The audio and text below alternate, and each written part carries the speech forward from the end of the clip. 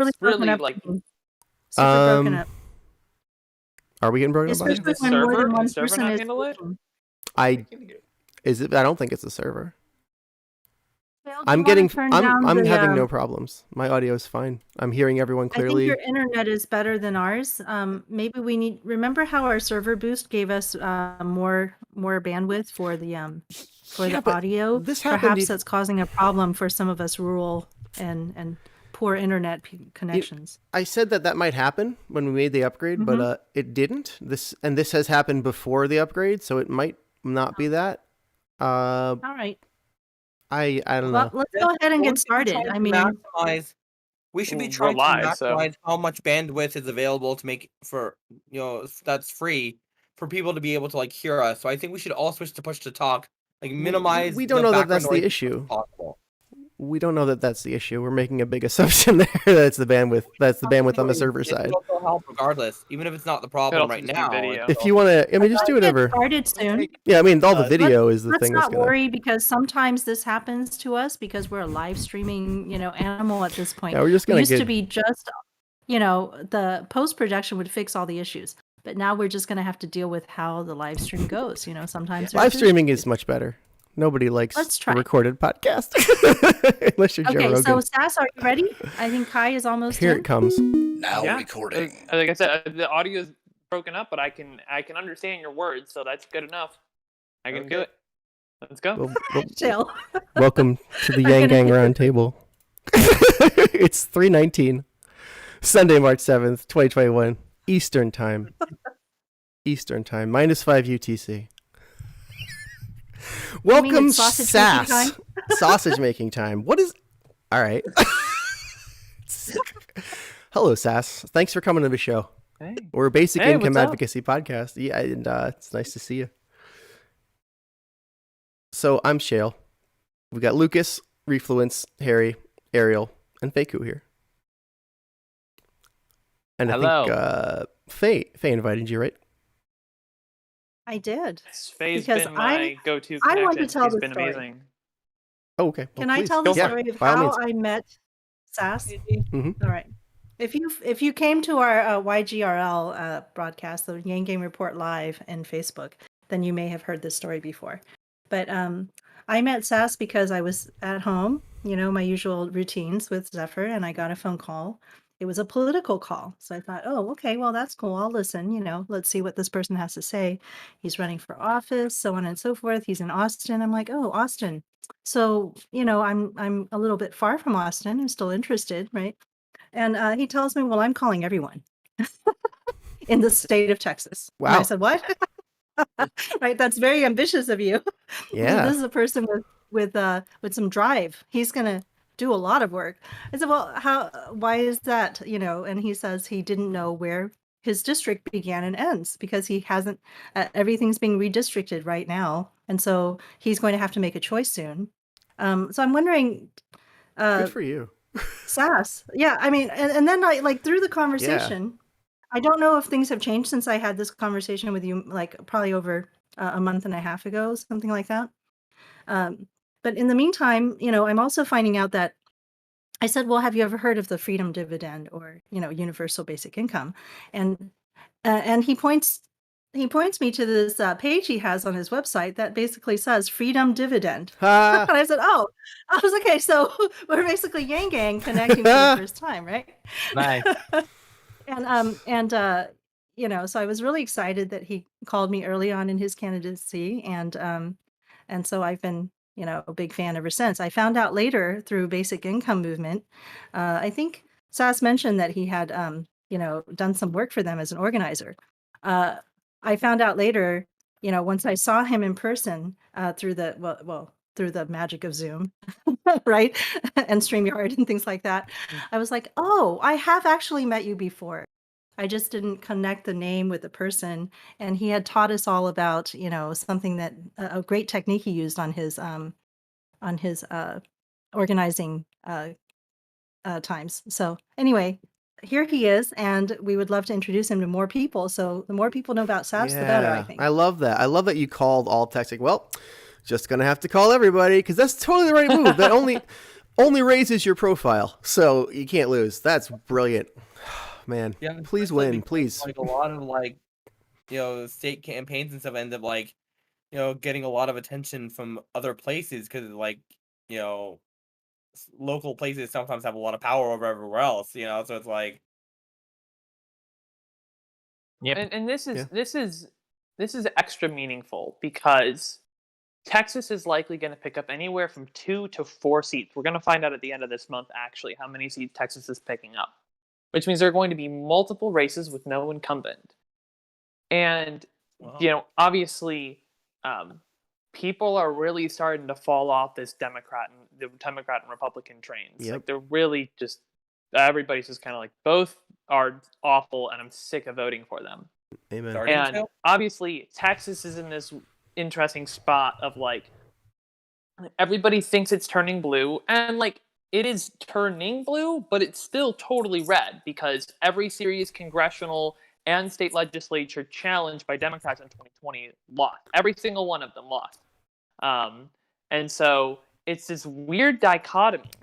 And with the redistricting, the time that we're in a really, really unique spot where if I win a seat in Texas on the kinds of stuff that I'm talking about, running as, I don't know if I'm going to run as a Democrat or Republican or independent or libertarian or whatever, but like if some dude with purple hair wins by creating a campaign that brings in all people, that doesn't play the identity politics game in Texas, that sends a message to the whole country that like politics is really shifting, and there's a new attitude, and there's a new way to go about this, that you can absolutely run on people-focused policy and messaging and leadership that is effective and that you can win with and that can make a difference. So I mean, it's Breaking all the stars have stereotypes. aligned in a lot of ways. Yeah. I feel like that's Hi, Izzy. hi, Izzy. Yeah, I feel that's perfect. That is exactly what was going on at the federal level. And we viewed it as Yang, the person running on policy, cutting through all the bullshit. Some people thought Tulsi was that. Some people thought Bernie was that. But there's a sentiment that is what is needed. And it was thwarted at the federal level where the DNC has incredible control. But perhaps in Texas it will work. Maybe there's real democracy left in Texas. I don't know. I'm in New York. I hope so. Is it ranked choice voting in Texas? No incumbents, right? You said a lot of No. So do we want to talk about voting systems? Because I love talking about Absolutely. voting systems. I mean, is there ranked choice voting in so- Texas? Ranked choice voting is not compatible with Texas election code. There you go. Texas election code, and Texas is not the only state like this. There are a lot of states. The election code is different in every state. Some states it's pretty simple and straightforward and open and allows jurisdictions to do what they want. Some states it's super locked down and messy and confusing and convoluted and contradictory. Texas is one of those states where the election code is just a mess. But here's the thing. Ranked choice voting is a trash, garbage voting system. This is like the one thing Andrew Yang did not do his research on. Thank you. Voting enthusiasts, voting enthusiasts do no longer take ranked choice voting seriously anymore. Modern voting science has just completely destroyed it. So instead of just like saying those words, let me give you because of the math of it. I have a whole list of things, but let me just give you kind of my top couple points. Ranked choice voting only does not eliminate the spoiler effect. It only mildly mitigates it, and it still trends toward a two-party system. So ranked choice voting, and so it's not going to get us out of this duopoly that we're already locked into. Additionally, ranked choice voting only provides an illusion of choice. And here's the prime example. Imagine your first choice candidate is the last one eliminated. Everything else you expressed on your ballot is thrown away. How the hell are you supposed to get an accurate result if you throw away half of the voter preference data? Yeah, no, that's a good mathematical criticism of ranked choice voting. What alternative do you back, if not first past the post, which is also terrible? Yeah, star voting and approval voting. Thank you. Yes. So star voting, I like to describe as the ultimate culmination of modern voting. It's invented in Oregon in 2014. STAR is an acronym. It stands for Score, Then Automatic Runoff. So how it works, you got all your candidates on your ballot, and you score them from 0 to 5 stars, right? And then you add up all the scores across all the ballots. Then whichever two candidates had a highest score, then go to an automatic runoff run. So you don't need to vote again. It just uses data that's already on your ballot. So you have, then what happens is whichever of those top two candidates you prefer more, that you scored higher, that candidate gets your one full vote. And then whichever of those two candidates gets the most full votes wins. And this produces astoundingly accurate results for all sorts of wonderful mathematical, scientific, and voter simulation reasons I'm not going to get into right now, but it really is incredible. There is a bit of a hiccup. Star voting does require some amount of change to voting infrastructure. So, like, you got to change, you have to redesign your ballots. You have to retrain election officials, get things certified. You have to do voter education campaigns. And in a big city, this actually is not a big deal. But in like a small rural town that only has 500 people in it, and it only spends $200 or $300 on an election, star voting is a hard sell for some of those reasons. Which is why I also advocate for approval voting. Now, before I move on to approval voting, star voting, questions on that? So basically, the way it works is just rank each candidate. No, we're not ranking. We're not ranking. We are scoring. So I meant Important score. difference. Sorry, you're scoring each Yep, candidate no, in good terms of question. like how much you like them from 1 to 100, right? 0 to 5. Oh, 0 to 5. That's really easy, isn't it? Why would that be a hard sell? Yep, 0 to 5, and this is really So it's important. it's like a poll, it's like a ranking or whatever. Like It's like something 5 you do on star. Twitter. No, it's you're scoring. You're not ranking. Like You're Amazon scoring. reviews. Yeah, like an Amazon review, 0 to 5 stars, right? And this is really important because that it's 0 to 5. That's selected for a variety of reasons. For one, yes, just the cultural familiarity, but also because there have been a lot of studies done on like the cognitive load of the human brain and about how many things that can kind of be held in space at the same time. Right. And that number is between 5 and 7. And so 0 to 5 is technically 6 different scores. And so you kind of hit right that perfect middle point. So you are addressing that cognitive load perfectly. And so 0 to 5 stars. It's really, really important. Keep more questions though. Keep going. It sounded like other people had stuff. Like Amazon reviews where you aren't allowed to have a 0-star review. They always have the minimum of 1. This is definitely an improvement over that. Yeah, you get the extra 0, and like there are a number of reasons that you add on that 0, but that's a like kind of a nitty-gritty detail, like of just like it just simplifies it so that way like you can either fill in a 0 or you can leave it blank. Those are the same thing. Harry, we're getting some you also echo made this- from your from you, Harry. I think we're getting Say it some. again? Okay, What? so We're getting some we echo have from added Harry. we've also added a new friend. His name is Carl, it seems, and he's using Your Environment Seattle on Twitch, and so I invited him to come in and speak with us. Oh, hello, Carl. I just wanted to introduce him to the stream. Welcome to the show. Hi, hi everyone. My name is Carl. I did some presentations around thorium to the Seattle Yang Gang. A little late in the election cycle, but still, I was happy to get involved and bring my expertise and the experts that I call on. So great. Yes, Thorium is getting a some nuclear feedback power from Craig. plant? Absolutely. Awesome. Okay, so today we're having a special speaker on. His name is Sass, and he's running for office for U.S. Congress out in Austin, Texas. And so, so we're going to first, talk about some of his most important priorities for legislation if he were to become a U.S. Congressional representative. Yeah, we're talking about voting methods, and he was talking about star voting, which he advocates for over first past the post or ranked choice.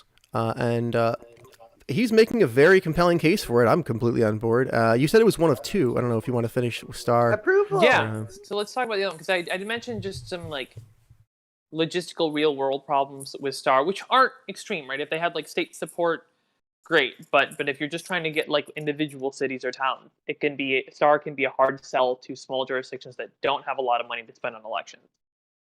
So the other one is approval voting. Approval voting is comically simple. It is changing the language on the ballot from choose one to choose one or more. So instead of bubbling in next to one candidate, you can bubble in next to as many candidates as you like, or all the candidates you approve of. And then you tabulate it the same way. You add up all the approvals, and whoever gets the most approvals wins. It's that simple. And Yeah, that's pretty simple. Yeah. yeah, That is really while obvious.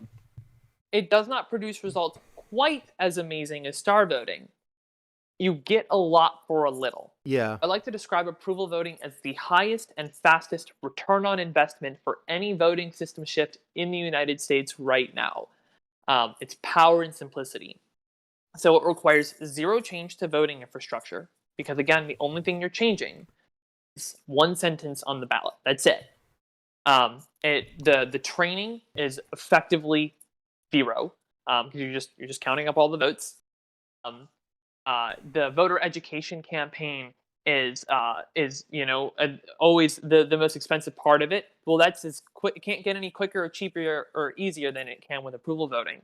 And it's power and simplicity. You really get a lot for little. So I advocate for both of these systems. I'm actually currently working with the Center for Election Science to get approval voting in Austin for Austin City Council elections. And St. Louis, just less than a week ago, back on Tuesday, had their first elections with approval voting. They're actually doing approval for primaries, and they're having a top two runoff in the general election in a month in April. And that went phenomenally well. And if we want to get more into the weeds about that, we can. But I know that this is a pretty Texas-focused thing, so I just want to pause and let people ask questions or make some comments. I did want to say. I'm very impressed with your basis of knowledge and your ability to communicate it. I've explained this to a lot of people quite often. Well done. Yeah. I think you're going to win. I hope so. Yeah, there's a lot of work to do, but that's why I'm starting. Yeah. If you focus a lot on the really simple, obvious like approval voting system, even though it's not quite as like effective as star voting, I feel like just focusing on that could like really make it really obvious how bad and incompetent our voting system is designed. Like, Yeah. like it makes it pointing that out in this such obvious words with this obvious replacement that everyone could agree on if they actually were paying attention. Like, It's an I easy feel sell. It Approval is. voting Super is a easy relatively sell. easy sell. Star voting would solve our problem a bit more precisely and accurately reflect what we want, but I think it might be so much more difficult to get that I would probably go with approval voting as the thing I'd push at this moment in time. Yeah, There are like, arguments for voting both. is going to be basically Hold on, free but- to Yeah. implement. If Yeah. to- Yeah, to it's mostly voter and- education. And the benefit to approval voting is ultimately that the way that we, especially on the presidential and primary level reporting of election results, and the way that we're all riveted to our screen on election day, even though all of us should know better, but we need instant gratification. Approval voting will give it to you. Star voting Every and every instant single winner runoff system. voting will not give us Yeah, the well, I immediate want to be very sense clear. of reporting. I want to be very clear. Instant runoff voting is the only serious single winner method that does not. Every other serious single winner system does. Star voting does. Approval voting does. Range voting does. Like complex Condorcet tabulation of like rank ballots does. Like everything else does. It's only instant runoff that has this problem in terms of single winner. And I want to go beyond just the like being glued to your seats. This thing is called precinct summability, right? You can sum it up at the precinct level. That means you do not need to centralize tabulation to a single point of failure. That's one of my biggest problems with instant runoff. We live in a military and economic superpower, long-standing military and economic superpower. The security risks of centralizing tabulation to a single point of failure in a country like this have huge negative global implications. I mean, you'll see other countries that use systems that are not precinct summable but they're not military superpowers. Right? Like, I don't care. No, Russia and China don't care about Estonia's elections, but they have a very big vested interest in the US. And if you have to centralize all of your tabulation into a single point of failure, that makes it a hell of a lot easier for Russia or China to screw up our elections. So like the precinct sum ability for me is a deal breaker. And one of the biggest reasons I really don't like ranked choice voting / instant runoff voting for the US. Izzy, I had to mute you because you were getting some echo from your external speakers, so you could just use push to talk or turn on noise cancellation. I'll unmute you. Sorry to interrupt there. I was done. I was leaving the floor open for somebody else to speak. Yeah. Did Izzy want to say something? Because I think Izzy keeps unmuting for a reason. Oh yeah, Izzy, Do you please. have something you want to say right now? Maybe No, not I at have this nothing one. to say. Okay, because there is some noise coming from the mic when you unmute it. So unmute yourself when you're ready to speak. Awesome. All right. By the way, Is Harry? I had the thought that Harry if next? you focus on approval voting primarily, like that is such a simple and obvious improvement over our current system that pretty much anyone who's sane could agree on. That anyone who doesn't is going to look bad, you know. And there are going to a lot of people in establishment positions who aren't going to like it because of, you know. So if you focus primarily on approval voting, it's going to like probably have a huge effect on, you know, voter approval for, you know, incumbents and stuff who don't want it. I want to be clear, like, there are arguments in favor of both approval voting and star voting. Like, star voting is still way easier to implement than a lot of other systems. Well, sure. Like it really just comes down to your jurisdiction and your election code, over like which one you should be fighting for in your jurisdiction. Like, there are arguments for both, and they both need to be fought for, because ultimately, like, you do want to end up, at least for single winner elections, you want to end up on star voting at the end of the day. So like approval voting can be a really good stepping stone to get there. Yeah.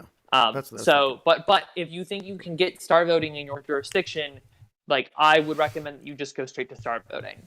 Like it's both and like it's a big country, it's a lot of places, a lot of diversity here, but like two great options. Right. But I would say that the best way to get star voting would be to start practicing it in your organizations where it's not, you know, you don't have to make a whole new rule for the entire district, but that way you can practice with a lot of people and see how well it does work. So for example, we ran a couple of star votes at the Facebook group that I ran. So I had I had the ability to just say, let's try this.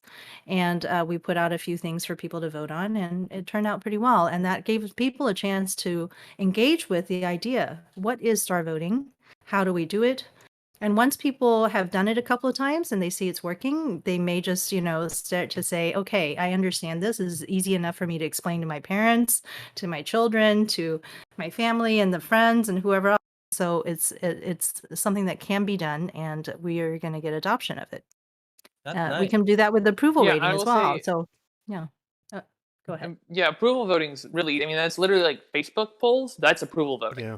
Like you already use approval voting. You like I had somebody tweet at me the other day, was like, just look into approval voting for the first time, and I just realized this is exactly what I've been doing to determine where we go to lunch at the office for years. I've been using approval voting my whole life and never even knew it. Like exactly. Yep. So, I think that's but if you want to use star voting, just real quick. Yeah. Okay. I was going to say real quick. Just real quick. If you, I'll just spit it out. So if you do want to use star voting in your organization, you go to star.vote, or you can go to starvoting. Here. And then they also have a Google form for it as well. I'll throw the link in the YouTube comments. I put, but well, go ahead. I actually put it in the live stream chat. So our live stream chat has it on too. Very good. Okay. So this is star.vote and okay. Awesome. Well, starvoting.us/Google_forms. And if I recall correctly, and I'm sure either any one of the data wonks will fix my statement if I'm wrong or really off base, but I think that the deviance, the statistical deviance from results generated out of star voting versus approval voting are still within a statistical deviation from each other, which means that in the end, no, am I wrong? I mean, star voting is better, like definitively. Like there is a solid difference, but approval voting gets you really far for very little. Like star voting is, in terms of single winner, I see star voting as the end game. Like do not fight against star voting. Like if there's an opportunity to get star voting in your jurisdiction, you should be fighting for star voting.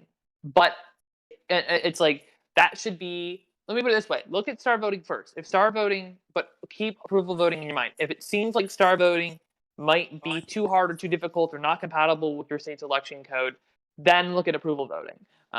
Like that's the way that I would describe it. Approval voting is like a great runner-up. I think our friend from That's Twitch. the way that I would describe it. But then doesn't that require a lot of people in the movement for these voting systems to be familiar with their state's local election codes, like really familiar with it, even if it's really confusing? I mean, wouldn't it Yes. be No. easier to So what I mean. So you can work. So the Equal Vote Coalition is the organization that promotes star voting. The Center for Election Science is the organization that promotes approval voting. What I'm saying is that really understand, spend a lot of time studying these systems, understand what they are, why, and how they work, and the mechanics of it, and the lingo, because that's really the important piece. The organizations, go look through the election code for your state, and just try to determine on your own. You're gonna want to get second opinions and stuff, but you just look through it yourself for your jurisdiction. If you want to start fighting for it in your jurisdiction, and if it seems like the election code allows for star voting, and you believe that your jurisdiction has the political willpower to get star voting, then I would recommend trying to fight for star voting. But if you read the election code and you're like, star voting is very dubious, if you think that if your jurisdiction is really small, it doesn't have a lot of money, doesn't have a lot of political willpower, then approval voting might be the better way to go. But that's for you as an organizer to determine and get professional opinions and help from these organizations in determining which one makes more sense for your jurisdiction right now. You don't need all the people in the voter education campaign to know all the legal mumbo jumbo. Once you start the education campaign, you're either telling them about a star voting or you're telling them about approval voting. Right. But you as the organizer are going to determine which one you're going to fight for based on a whole bunch of extra information that the layperson doesn't need to know.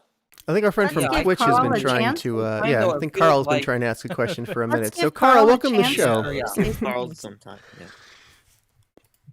Let's hear from Carl. Oh, thank you so much. I was gonna just support the approval voting. It's a little bit of an intellectual leap, I think, for people because they don't get that the lunch problem basically, and this lunch problem illustrates perfectly our voting system is there to help us achieve consensus. And so the question, I guess, for our guest is, do you think there's a problem with the amount of success that we see ranked choice voting get on the national level, like in Maine?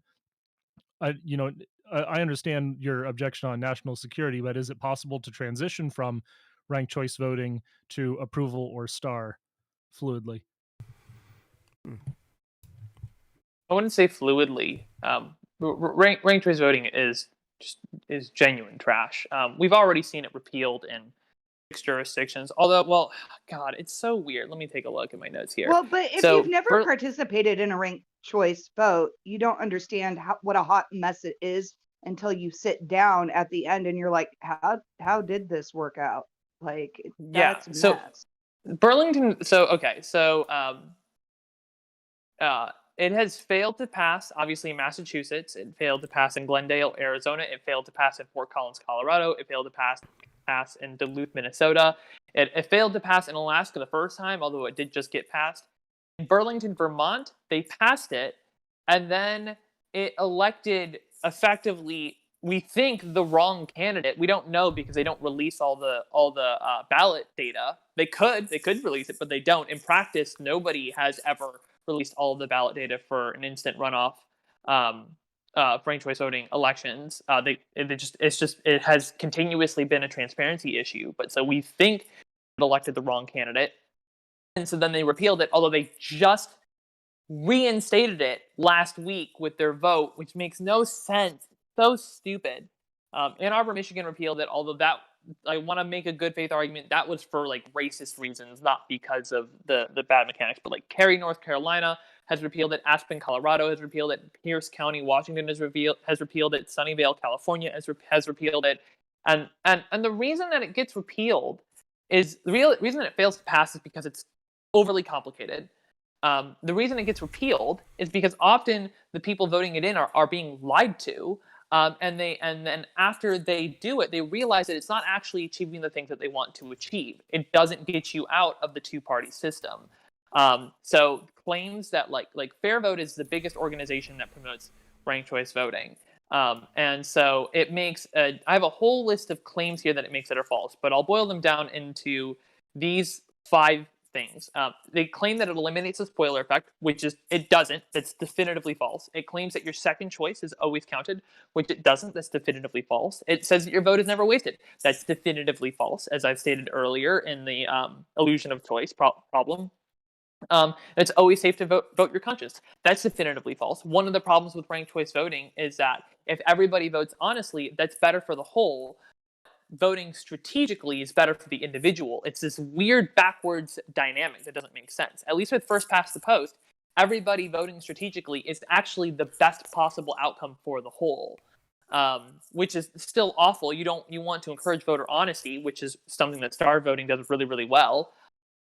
But another thing that Fair Vote says that your vote will never backfire. This is something ridiculous, which is that ranking your favorite highest can end up hurting your favorite.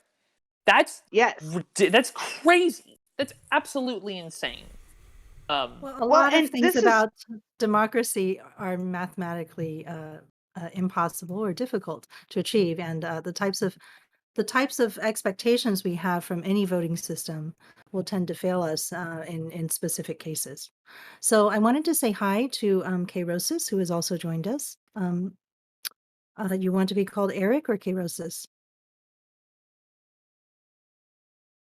Okay, I'm not sure if. Sorry, I was out of the room. Hi. Yeah, you can call me Eric or Karos. It's fine with me. Okay. Yeah. We've been going with All Eric. right. So just letting everybody know that we have one more listener, because this is going to be put back together after we're done doing this by Shale into a wonderful audio podcast. And so sometimes the things that we can see on screen will not be picked up by someone who is just listening. So I like to give them the audio cues also. Thank you. All right. So do you want to move on to a different priority for yourself in terms of legislation that you would like to see happen? Yeah, real quick, I feel like I didn't actually answer the question, which was, do I see a smooth transition from ranked choice voting? I mean, just be like smooth. No, I wouldn't say smooth. The ballots look totally different, and like just like the legislation is a mess, and like the jurisdictions that have ranked choice voting like they just got it are gonna be like they're gonna be like, oh, it's actually terrible. They're gonna be demoralized from wanting to change. Like ranked choice voting is like arguably worse for the country than first past the post in a variety of different ways. And there are other things I haven't gotten into. Like it really like I'm worried about ranked choice voting, especially because you could end up with something like a Supreme Court decision that determines that ranked choice voting does not satisfy one person, one vote, and so then it's eliminated nationwide. That'd be bad for the entire voting reform movement. My hope is that ranked choice voting measures start to fail and approval and star voting start to succeed. But those aren't mutually exclusive. It's a whole thing. But no, I don't necessarily see a smooth transition from ranked choice voting to other systems, because it just the effect on people is like they're not going to dig down into the details like I do, and like a lot of enthusiasts do. They don't have time to care for it, and if it's not working, they're just going to say, you know what, screw this. I'm not going to get involved with this anymore. So, but yeah, we can move on. We can stop being depressed about ranked choice voting. No, I just feel like Can I just? I mean, I just want to say very simply, I love both approval voting and star voting, but I feel like personally, it's always going to be approval voting that's the easier sell, and there's just such a difference in like cost and effort to reward on them. Even though star voting is slightly better, ultimately, there's so much better rate of return on like effort to outcome in trying to get approval voting over. So I would go with that. Like I said, I just And this is what. And I'm just going to go ahead and say that's anywhere in America. I think you're overly optimistic. Right, but I'm saying like, yes, approval voting is the highest and fastest return on investment. Yeah. Right. But like, I think that's the best we we're could also do talking right now. Well, no, I disagree with that. Yeah. But I hope I'm wrong. completely. Yeah. But I hope you're right. But real quick, okay, so like, yes, it is the highest and fastest return on investment in the U.S. right now, but it doesn't mean that we shouldn't strive for better, right? Star voting, it is a better system, and if we can get star voting, we should get star voting. But we Right. shouldn't Again, Yeah, absolutely. Get in the way of that. Absolutely.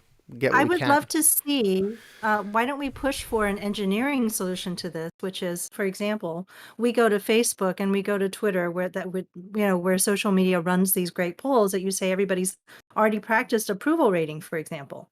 Why don't we get them to run polls using star? And then that way we'll have masses of people practicing it and getting a chance to say, oh, maybe I like this method better. That's a And good maybe idea. it's more appropriate for certain types of choices, where we have like multiple choices, for example, and we want to pick two, not just one. Yeah. Maybe we'll pick both I the also think president we should and the take government vice corruption president. into account. I feel like we should be Pardon? taking government corruption into account more, because even in the probably rare locations where the election code is not too complicated or too, for star voting to be, passed, there's still the matter of government corruption, even if it's not that complicated yet. If they see people getting on board with star voting, they might try to make the election code more complicated after that, in order to stop it from passing. But I'm saying you're not going to know that. Approval voting, that would just cut to the But I'm saying bullshit. you can't make that a blanket thing, though. It's going to be like, this is my whole point. It's like, it depends on your jurisdiction. Some jurisdictions, it's going to make more sense to fight for approval voting. Some jurisdictions, it's going to make more sense to fight for star voting. And that's going to depend on 1,000 different factors. And you can't definitively say only approval. That doesn't, it's just, Sure, that's but just, I would say it's like even if it depends on all of the different factors. Don't you think that the number of places where it would be more viable to implement approval voting would vastly outnumber the number of ones where star voting would be likely to pass anytime soon? That's hard to say. I will say, with time, over time, that gap is going to close. Of course, right yeah, now, I over think the time. gap is as big as it will ever be. But as we move forward and more people learn about voting systems and the public conscience becomes more aware of it, star voting is going to become more and more and more viable across the country. Well, of course, but it's also if like this we- problem of like we are dealing with these with bad representation right now. So that's why Yeah. approval voting is such a big deal right now. But I'm just saying, like, you cannot definitively say only do approval voting, never do star voting. It's Well, yeah, ridiculous. obviously. There are already jurisdictions that saying. have passed star voting Yeah. successfully. I'm Right, just but saying, that's like, not what I'm saying. I'm saying that, if what I'm saying is what you were saying earlier about how approval voting should be like the stepping stone for star voting, but It that can be. if we're all like divided over which one we should do first, that divides the movement, and then it's like instead. No. That's not divided. It's star voting is better, but if it doesn't seem viable, then go for approval voting. That's not divided. That's like Let's move on to another topic because I know that you have several other interesting areas in which you would love to let people know about, and we can ask you more questions. This is something that we can continue researching on our own once we get into that mode of which one should we advocate for. Yeah, I just feel like we should take social networking and government corruption into account when we, are. But we're being moving strategic on about how we to a new do it. topic. Yeah. So, All right, what else so is on your Sass, mind, what else? Sass? Well, Yeah, do you guys want to talk the about? next priority? Yeah. You guys want to talk about the freedom dividend? Do you want to talk about government accountability, or do you want to Well, talk yeah, about like directly addressing government division? I'd like to accountability talk is a about big government thing. accountability of those listed Because options. the thing is that it looks like nobody took accountability for people freezing to death in that state. So, like, what did they have to say about that, or did your area experience those wind snowstorms too, or something like that, or? Oh yeah, it was bad. Oh, okay. So yeah, it just seems they just got away with it and they hired bills. I don't know.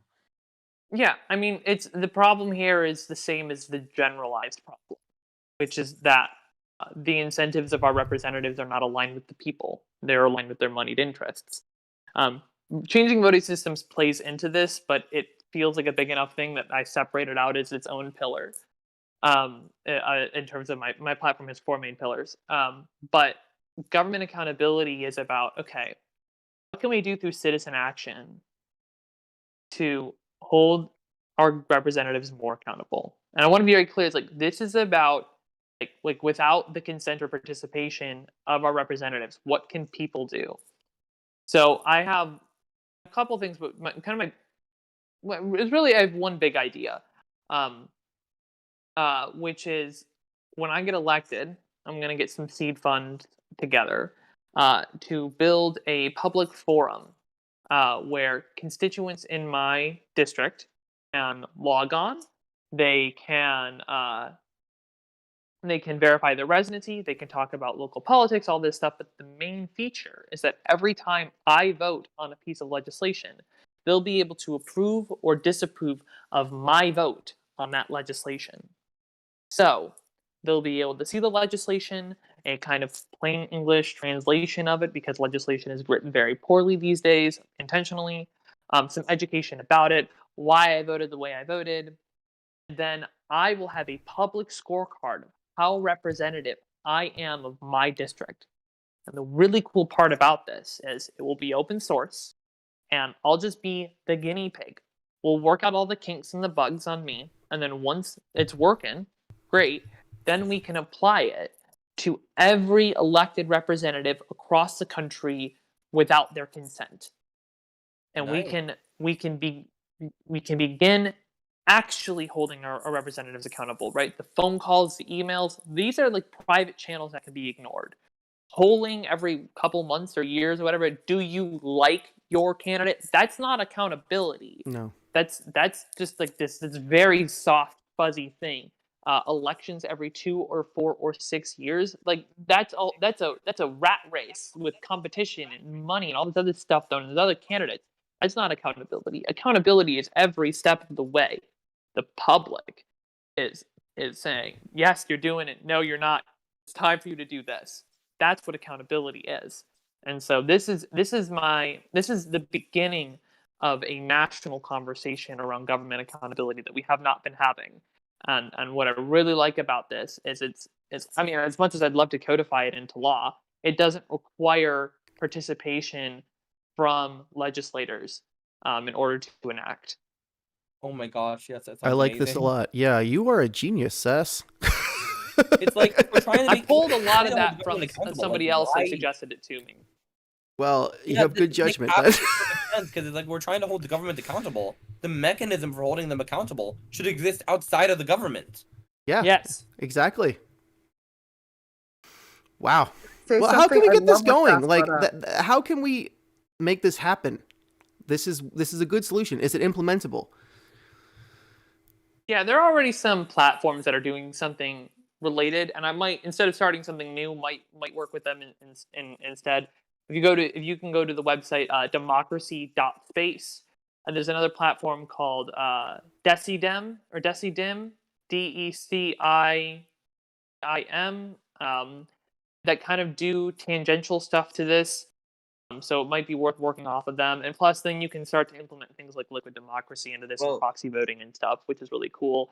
What's liquid democracy? But yeah. So you know what proxy voting is? Well, I'll describe it for people who are listening. So proxy voting is the idea that like you can give your vote to somebody else to vote on your behalf.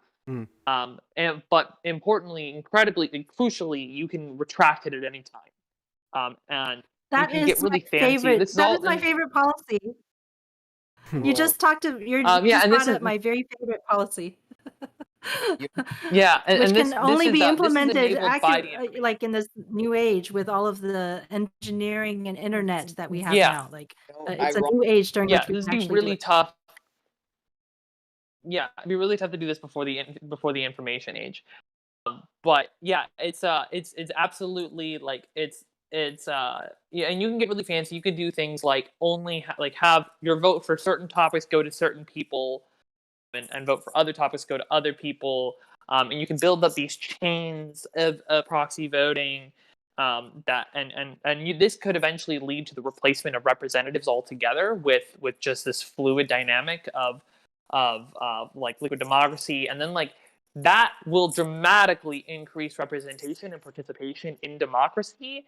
And then once you have that in place, then you can start talking about having things like sortition-based citizens assemblies, which is just like you randomly select 3,000 people across the country and like make that your legislative body. And then like these are just regular citizens, but you have all sorts of like communication facilitators and experts on site, write legislation and do all this stuff, but they're just regular people, but no like racist like filter on it.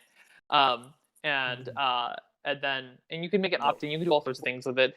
But then they could effectively write legislation that is then voted on through liquid democracy. So you have this hybridization of liquid democracy and sortition-based citizens assemblies, and that makes up your entire legislative branch. And you could even go a step further and say, okay, U.S. is still a long-standing military and economic superpower. You do need to have some kind of small body, like managing this, like some of those aspects of such a big, strong country.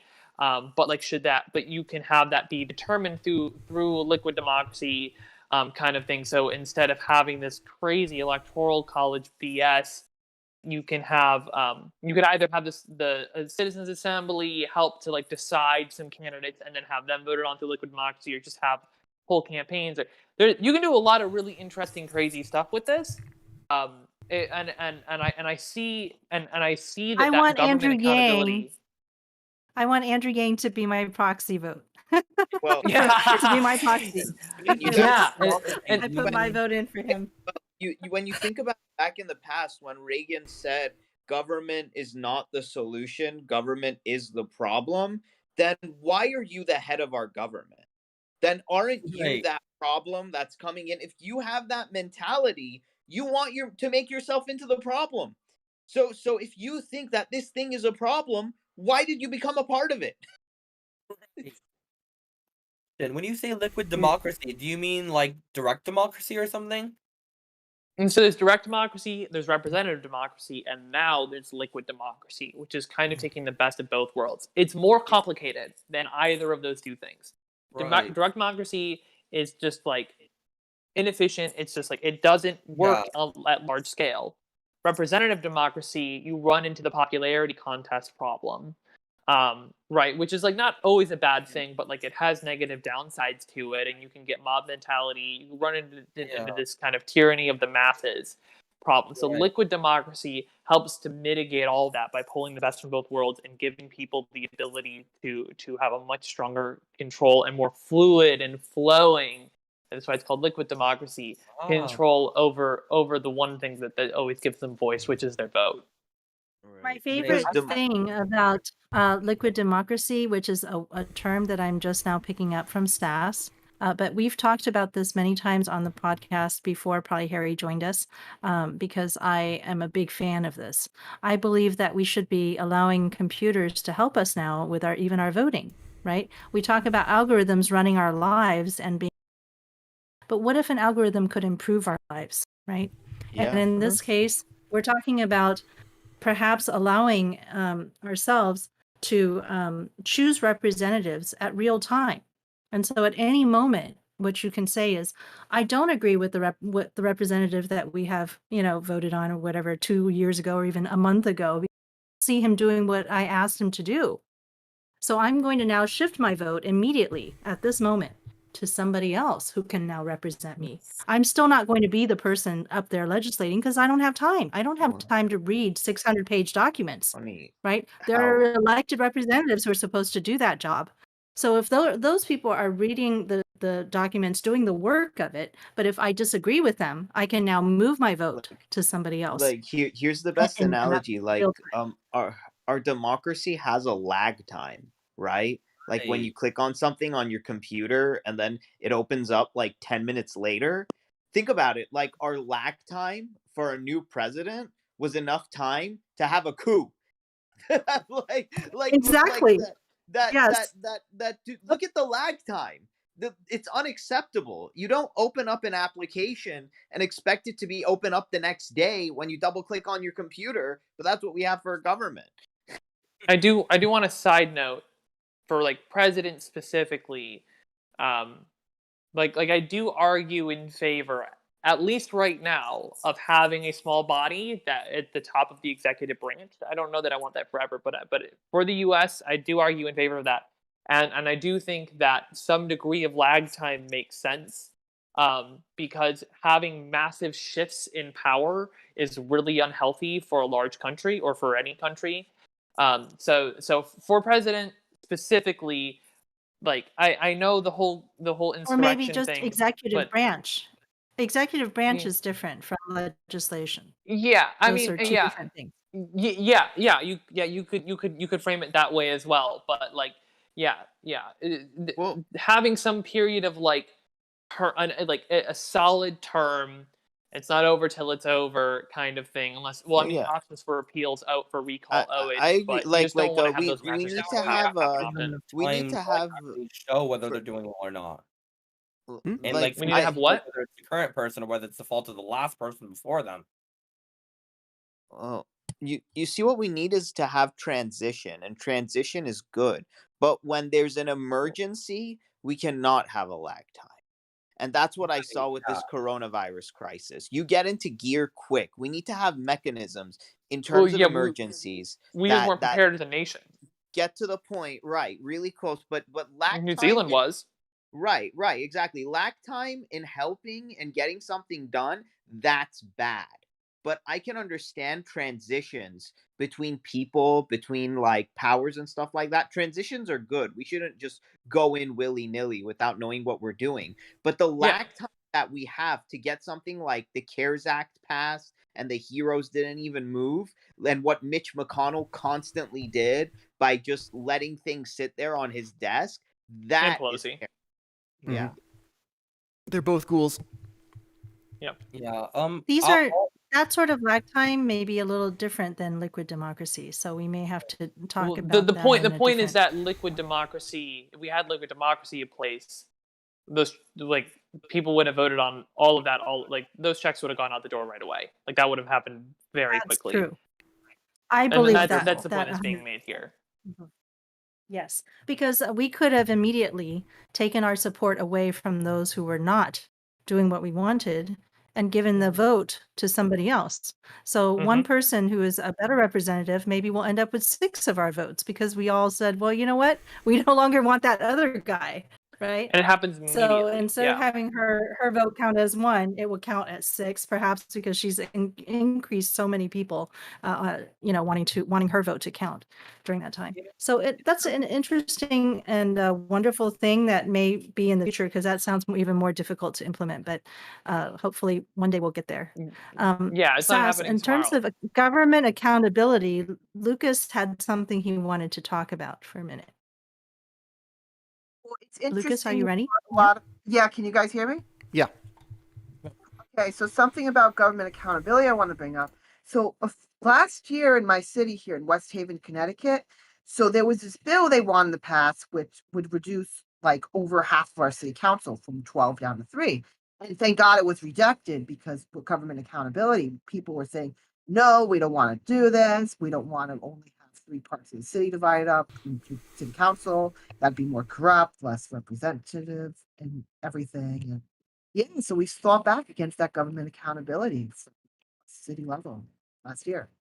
Yeah, and your voice is much stronger at the local level than it is at the national level, which is like an important thing to just keep in mind when you're talking about this kind of stuff. And like this is why the voting system thing is so powerful because like that's a ground up. That's a very like classic like you just like getting weed legalized or marriage equality, like that all happened from the ground up. That was cities getting it done, and then states, and then the whole country does it. So and like I said, voting systems is part of government accountability. But yeah, definitely, like, there are some things that are like moving it down to the local level makes a lot more sense because it gives people a lot more voice. So that's been something. Oh, go ahead. I was gonna say like about almost forgot. Yeah. So I was gonna say about like those three types of democracy you mentioned. I mean, something that's kind of been occurring to me a bit is that like the idea of like having like direct democracy at a local level and like something more like representative democracy on larger scales, or maybe something in like, terms of subject area too, not just in terms of geography, where it's like maybe have people vote directly on within their area on issues that they care enough about to pay attention to, and then the people who actually show up consistently, the ones who actually care about that particular issue, or the particular subject matter, are the ones who end up voting on it because they actually care enough to show up for that particular issue. Yeah, I mean, yeah, that argument is sometimes made of like only the people who bother voting should have the power to vote. No, not like that. Not like that. I mean, No, particular subject well, I areas. mean, yeah, I'm paraphrasing, but like it's only the people who care enough to show up. Like those folks should have more voice because they care. And so the idea of proxy voting is like you can still you're kind of getting the both and. You are kind of giving more power to the people who care, but the people who aren't participating as heavily, whether because they can't or they don't want to, they still don't lose their voice. And so that's the really cool part about liquid democracy is you get the best of both worlds in that case. Well, It satisfies both arguments. The main problem with the whole if you care enough to show up, you get a vote system. The problem with that is that we make it one vote for everything and then don't give people the opportunity to actually show up if they want to. Because, money, transportation, people having jobs that don't let them go when they need to vote, that sort of thing. Accessibility is a problem too. And again, like liquid democracy also helps with this issue. It's not, it's like voting means nothing if the voters aren't informed. Like in any system. But like some of these issues start to get addressed with liquid democracy. Definitely. Yeah. I think eventually it would make the idea of certain types of legislators or legislators having a specific vote themselves even completely unnecessary because who's to say you can't just have you could have your proxy be held by your son. If your son is somebody who is very involved in politics and you trust him to make decisions, you say, I'm just going to throw my vote to him, and let him make the decisions for our whole family. Or, it could be anybody. And so I think that's going to be really interesting one day. I do want to at some point move on. Organic social dynamics, I guess, like we want more organic social dynamics. What is this? What is voting if not a system for making decision making socially, and if we can, That's all that is. You're right. And the more we tap into like just the natural organic ways that people interact with each other, and sort of like have that accumulate into large scale sort of averages, I guess, in some way. The problem, I think a lot of the problems with most election systems, is that they're not organic enough. That's sort of like forced on people in order to simplify it. And there's no consequence when you don't do what you promised. There's zero consequence until the next election. And who knows who you really promised things to? Did you make one promise to the people that you're speaking to right now, then you turn around and go to another event, different promise to the donors. So, which is who's crazy to say? because anyway, when all these politicians talk about like people being lazy or like not wanting to do this, it kind of like, hey, have you taken a look in the mirror lately? It's like, in any kind of like corporate world kind of thing, if you make these empty promises, you're out the door tomorrow. If even if you're a college student, you can't tell your professor that, oh, I'm gonna have it into you, but I'm not gonna know the day. Like you're out of the you get an F. Like that's the thing. Yep. It why is it that when it comes to these people, they face less consequences than the average student and the average worker?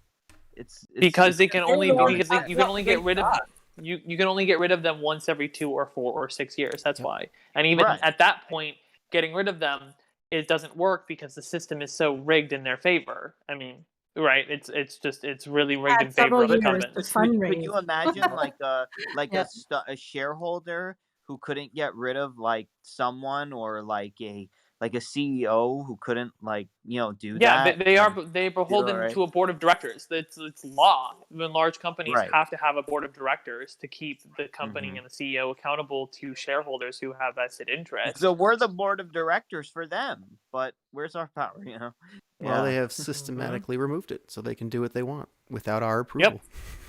Yep, Yeah. exactly. Well, I love I love Sass's suggestions for this, but I would like to move on. First of all, before we go completely to the next, the last thing I want to talk about is definitely the Freedom Dividend.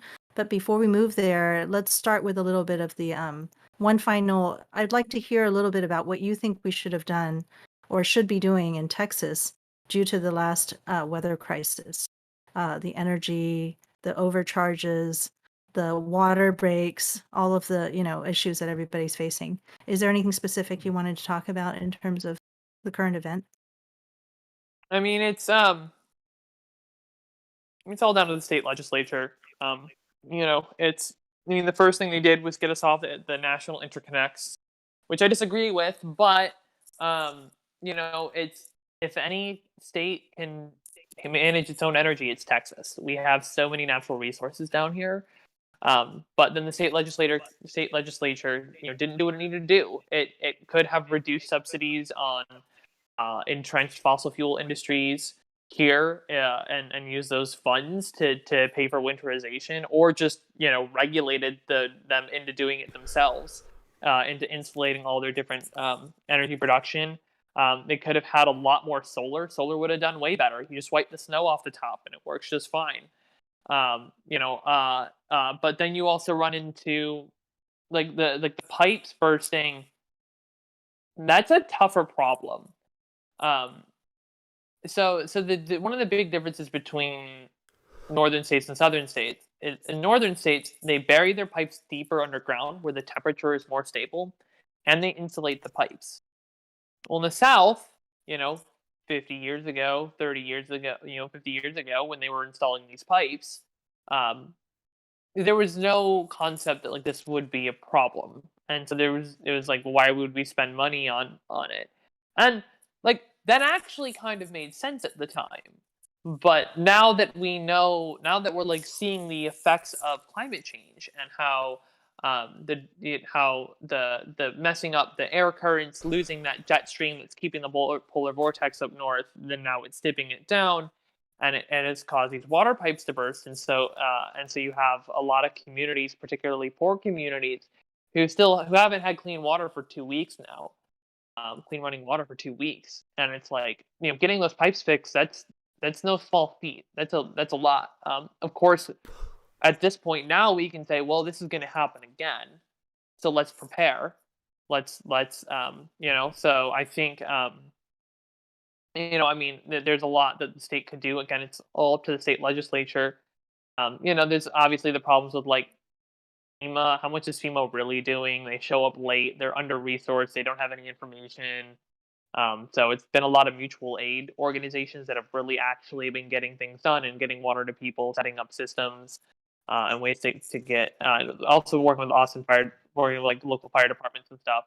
So I mean, it all just comes back to like these fundamental issues of like voting systems, gerrymandering, government accountability, like these core issues are like, if we like, this other stuff isn't gonna solve itself until we solve these core fundamental problems that are preventing it from getting solved. I see Carl I- had his hand up for a second. Thank you. I had a little bit of pushback, just a little bit on the solar. Of course, we need energy systems which last 24 hours a day, 7 days a week.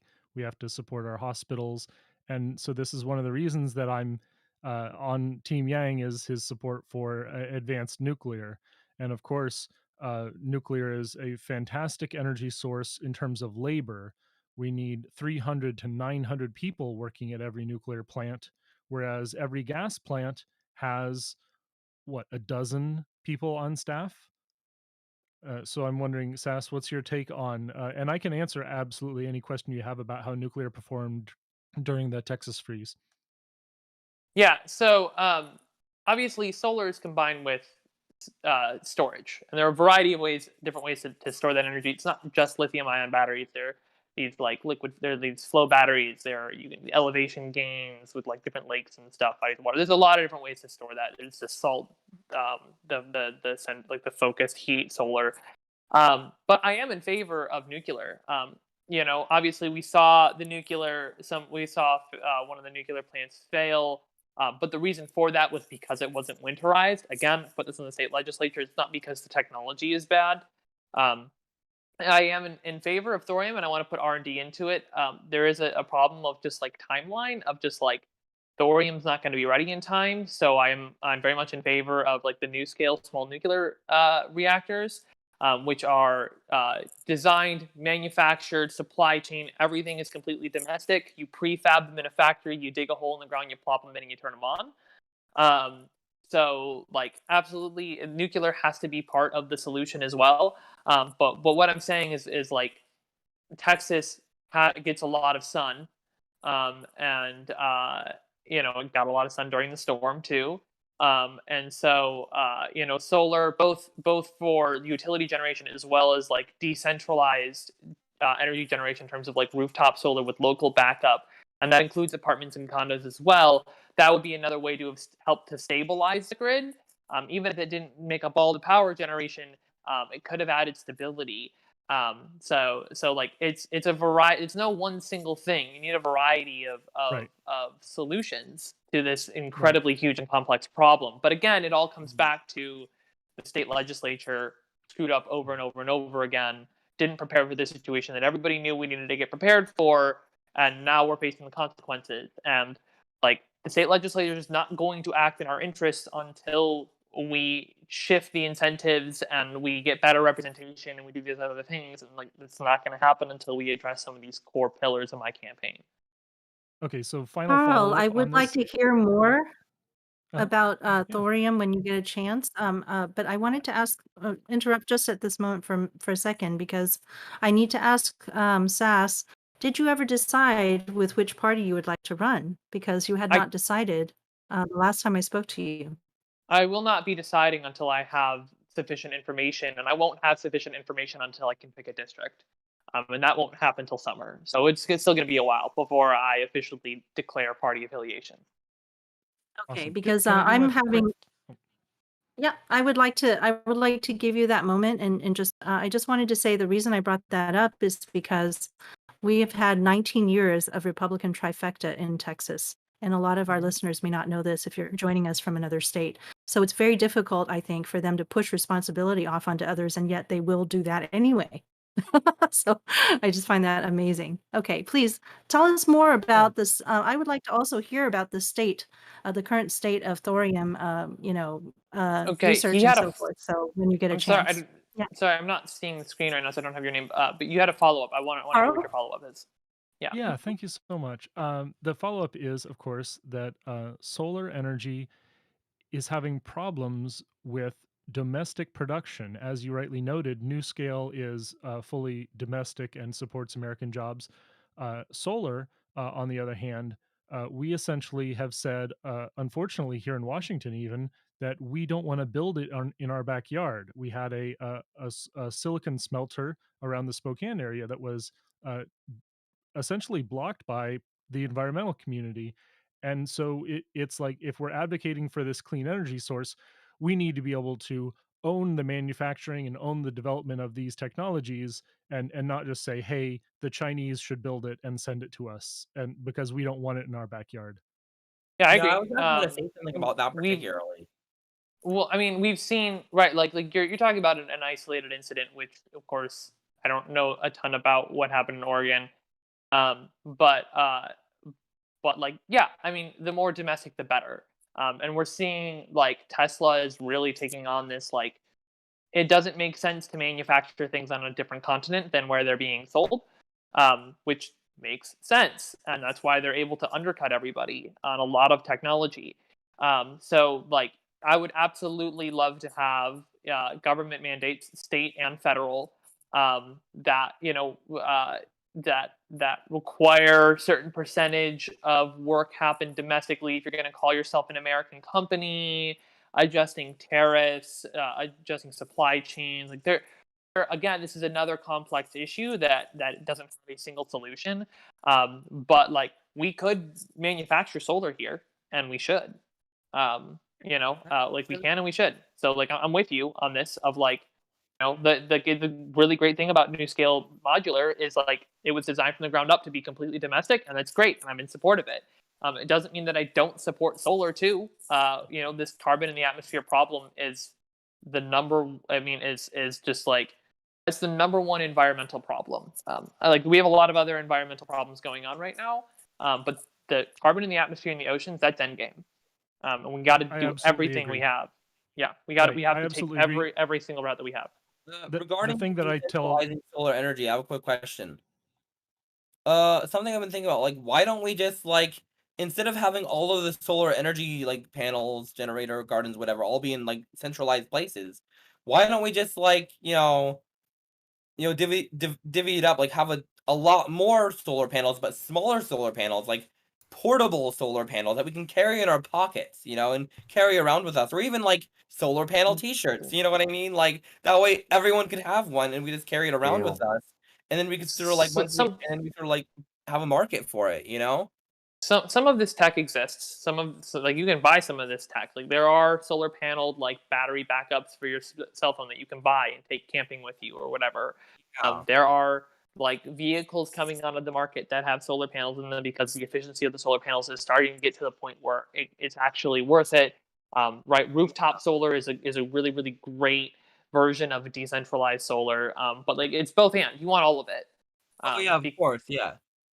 But I feel like if we make smaller solar panels in larger numbers, like, that would make it really easy to mass produce and also easy to decentralize it in places that we want it decentralized. So it's like, it would be easier to, like, hold the larger energy infrastructure accountable if we also had more grassroots energy infrastructure. I don't think it's that simple. But I think it's more complex than that. But like, yeah, you are right to a degree. Yeah. Carl, did you have something else you wanted to say? I'd like to hear more from Carl. Real quick, I and actually then wanted to Faye, ask want to him a move on. Yeah. question. My main question. Okay, go ahead. My question to Carl was, could you tell me more about the state of research in terms of thorium? Because as I understood, it wasn't fully online yet. So can you tell us where we're at in terms of implementation of thorium now? Absolutely. So let me sort of put this more in the frame of advanced nuclear and molten salt reactors specifically. Thorium is a really interesting breeder. Thorium MSR is a breeder design, and there's a lot of very technical details around why it's pretty cool. Essentially, we have TerraPower here in Washington State, which is developing a uranium molten salt design. It is, in terms of the proliferation, everything that you hear about thorium, they're essentially the same under the safeguards that matter. For thorium specifically, there's some wonderful research going on in Europe from Copenhagen Atomics. And I definitely suggest, if you're interested, you should look at the Thorium Energy Alliance. I was the Thorium Energy Alliance 10 speaker in 2019, I believe. And there's an outstanding level of advocacy for this specific technology in Jack Kennedy and the Thorium Energy Alliance. And so my follow-up is that, yeah, when it comes to clean energy, I'm all on board for everything out there. We absolutely need every kilowatt of non-emitting electricity that we can get, and so that's my position as well. Thank you. Thank you. Wait, what is it called? Lithium nuclear power? I've never heard of lithium being used for nuclear power. Like, I've heard of thorium, but like, not lithium. Oh, lithium would be a fusion technology. I missed the was that in live stream chat? I don't think so. I think maybe he misheard. Yeah, Oh, I the thought you two said like lithium and fissile thorium or something like. the two fissile isotopes, of course, are are plutonium and uranium, and the two fertile isotopes are uranium-238, which breeds into plutonium, and thorium-232, which breeds into uranium. Ah, gotcha. So they're fertile and fissile are fusion and fission, right? No, those are both fission. The fusion, the way that lithium works in, is that I believe there is a way of producing tritium using lithium, but I I'm not super familiar with the deep technicals of fusion, but I understand lithium is involved in this. Gotcha.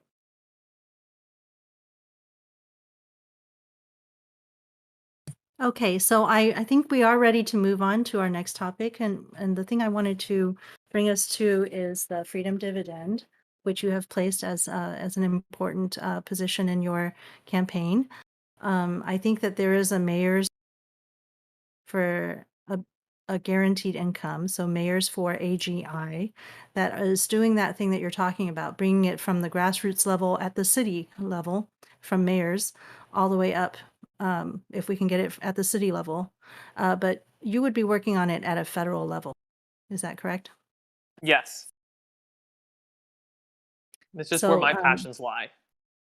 and I really think that's the appropriate level at which it needs to happen for everyone, because of course the money supply is controlled at a federal level. So, can you tell us a little bit about why you feel that it's important to have a UBI? And then I want to ask you that question we had online on Twitter earlier today. So, Oh boy, it's a long laundry list of reasons why we need a UBI. But my two favorite are it guarantees your right to life, and it knocks down at least one foundational barrier to every problem we've been failing to solve for the last 40 plus years. Those are probably my top two reasons. Another one I really like. It will help us to change the way that we think about work. That's another one that I really like. The way we define work is very flawed, which I suspect many people watching this podcast will agree with. so how could UBI redefine that, for example? Would it be redefining gig work, caregiving? So it doesn't happen overnight. This is a cultural shift that I'm talking about. I'm talking about work that we do that we don't pay for. So raising children, taking care of elderly and sick family members, volunteering, freelance work, artistry. The list goes on. The Right now, when we use the word work, we're talking about this like narrow slice of labor. A lot of it BS labor that we don't need to do, or labor that can be performed by machines but isn't right now because wages are just so low, and people don't have bargaining power. So universal basic income will help us make this shift, I think, in culturally in a variety of different ways. In jobs where we don't need people doing them or that don't need to be done, it's going to give those workers, it's going to give those laborers, I should say, bargaining power to leave those jobs. And they'll either be replaced with nothing or with robots, which I want. I don't want people wasting their time doing crap they don't want to do. It's ridiculous. I want people to be able to spend more time doing what they choose with their time. I want people to define themselves what they count as work. And it will also start to recognize that other type of work. And I think that the word work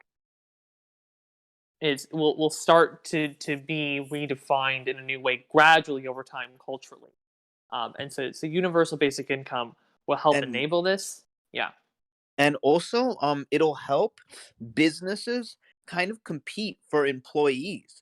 If your job is not worthy of getting up in the morning and doing and is super boring, and if you can't compete with that base level of human existence, what are you doing offering a job in the first place?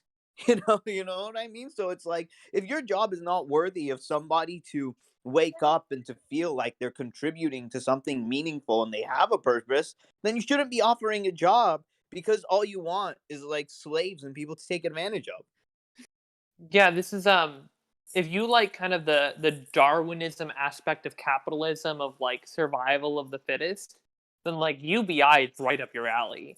Like only well-run companies that treat their employees well and provide fulfilling work and support and produce quality products that consumers like and want rather than buying it because they have no choice.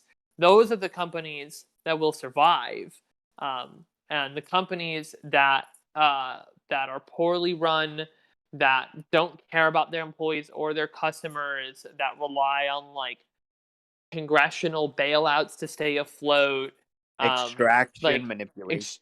extraction manipulation, yep, like environmentally unfriendly stuff that's like socially unconscionable.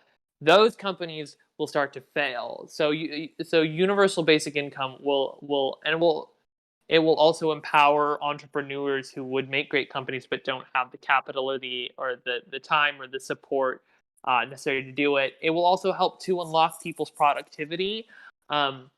Scarcity mentality is a part of poverty, right? That kind of survival mode that our brains switch into dramatically reduces productivity. So if you're a productivity fan, universal basic income is for you. It will dramatically increase the productivity of our populace, as well as making them healthier, which also increases productivity. So yeah, it's just one of these things. It's like it just cuts across so many different aspects and so many different things. That it helps to improve it. It really is the first step, and it's why I say it knocks down at least one foundational barrier to every problem we've been failing to solve for the last 40 plus years. That's a great way to put it, and I love how you are able to retool the pitch of UBI to immediately to a different set of values, because it really is for everybody, and we just have to figure out what motivates people individually and on their in their particular circumstance using their set of values. I'm interested in finding out from you also, how would you answer the typical criticism that we hear, which is, how can we afford this? How do we Yeah, afford a universal basic income? somebody tweeted that at me today. I think this morning, maybe it was last night. So there's kind of a two-part answer. So there's like a technical, like how, like what are like the financial mechanisms, and then there's a conceptual one.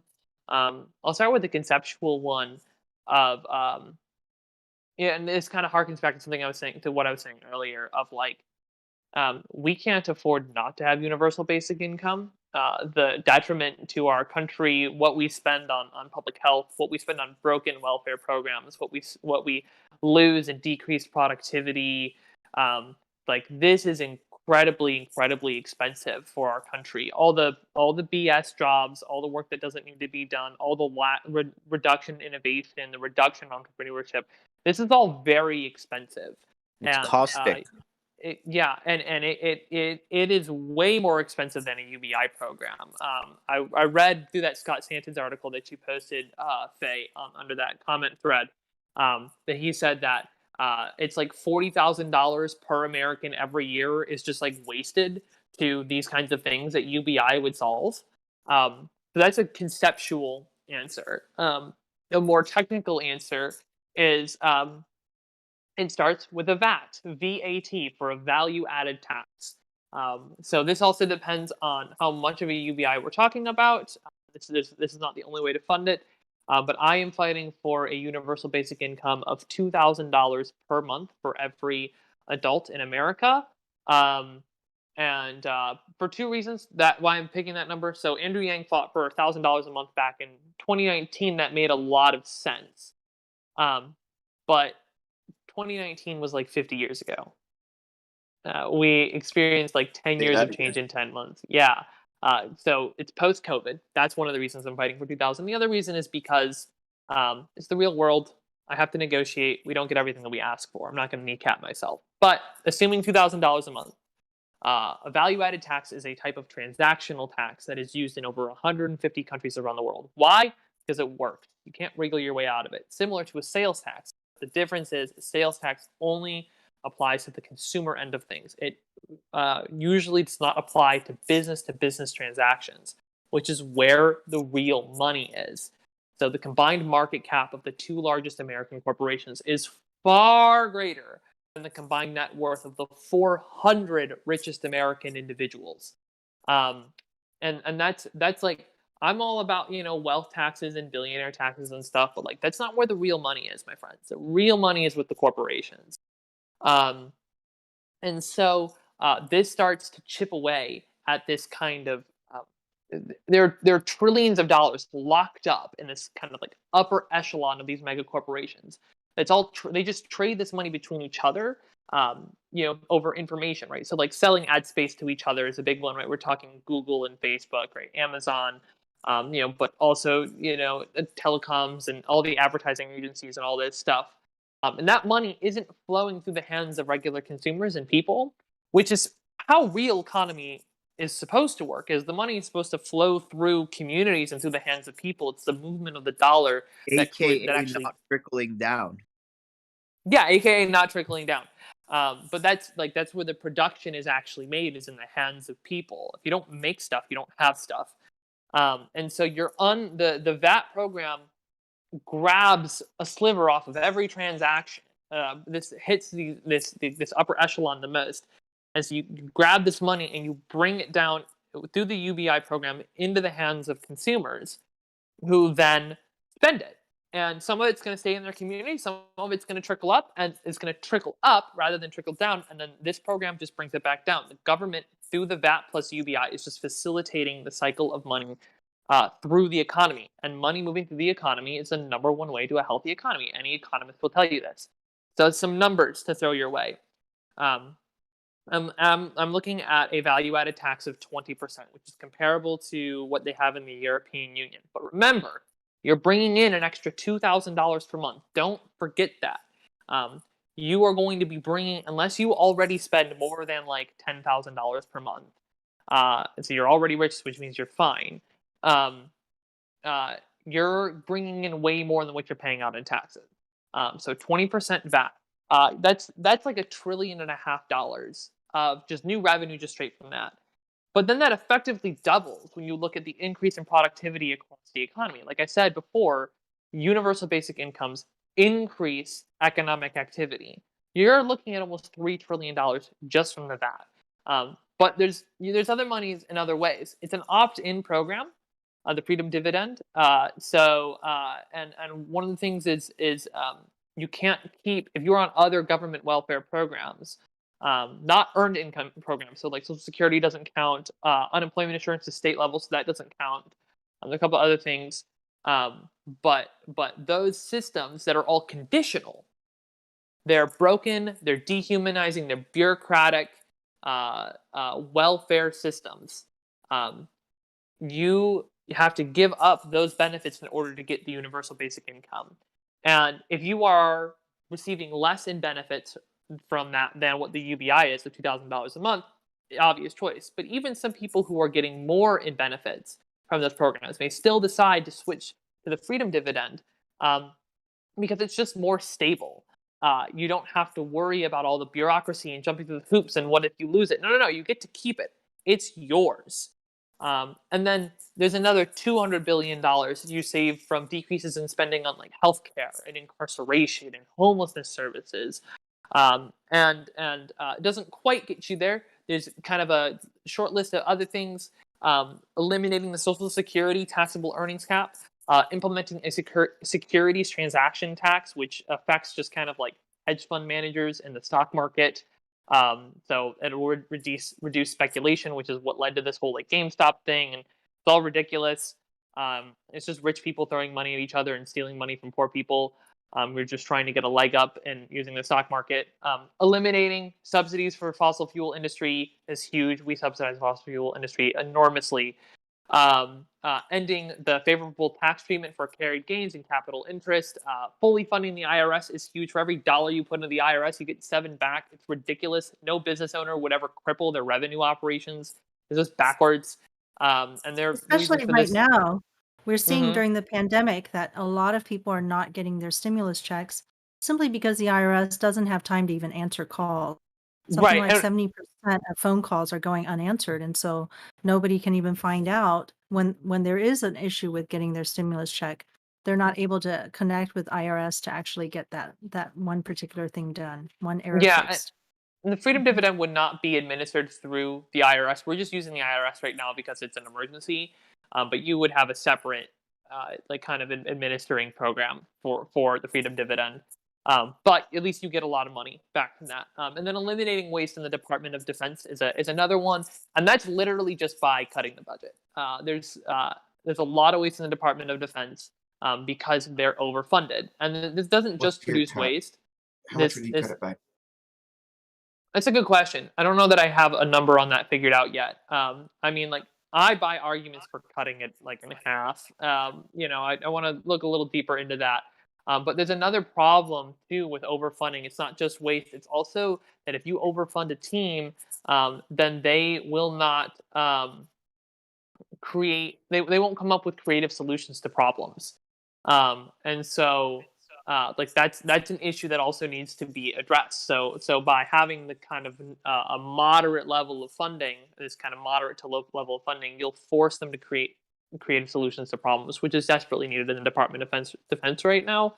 They're spending Yes. way too much money on ground vehicles and not nearly enough money in the tech spaces, which is why I also advocate for the creation of a seventh branch of the military, the cyber force. But that's a whole other discussion. So that covers a lot of the technical side of the Freedom Dividend program, from in my version. I have a So I question. wanted to Sorry, okay. go on. Oh yeah. So my question is, well, I do agree that the military funding does need to be cut, like reduced a lot. I've also had the thought that maybe part of the reason that we have so much overspending on our military, could it be partially because of a sort of rat race between our militaries and other militaries, like a race to the bottom, where like as one military spends lots and lots of money in order to stay on, as one government spends lots and lots of money on their military to stay ahead, other countries end up spending lots and lots of money on their militaries to try to keep up, and then it creates this race to the bottom where like countries end up just sucking up all the money out of their economies in order to keep fueling their militaries in order to have this pissing contest. Wouldn't it, It's a I pretty. have, But we're in it. We've been in it since 1945. I'm Yup. saying this is a pretty uniquely American problem, at least in terms of the scale. Yeah. I would say that military contractors are a huge piece of this puzzle. Military contractors charge way more. There's a lot of stuff that the military hires out to military contractors that they could totally just do, quote unquote, in house. Um, but because the contractors are in bed with all the legislatures and the president, they don't. Instead, they just pay way more to the contractors. And so, looking at like regulation of contractors and how the Department of Defense interacts with them and price negotiations could also be really helpful. But to me, I really believe in the power of simplicity with the universal basic income. And so the way I look at it is literally just like a cut to the defense budget. That's like, I want to do that other stuff, but I see that as being part of a Yeah. different bill. We can I think think of it as a national defense internally. I mean, and Right. it's great defense when your own people are doing well, rather than absolutely. It's having this yeah. weakening and rottenness of the apple within. I Poverty wanted to is a briefly- national security issue as well. Yeah. Yep. Yeah. yes, it is. It's like we're always spending all our money defending ourselves from other countries, and we're not like then we end up losing money to defend ourselves from our own problems here.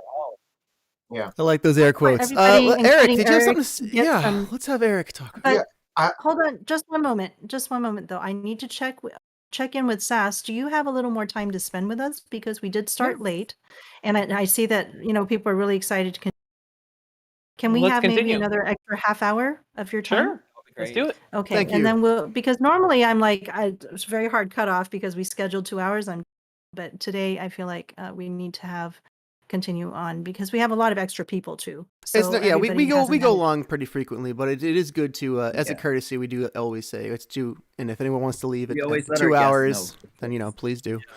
But yeah, let's keep Okay, going. so Eric, I think had something he wanted to ask at this point. So- yeah, so two things. First is, what do you think, Sass, should be the relationship between the United States and China?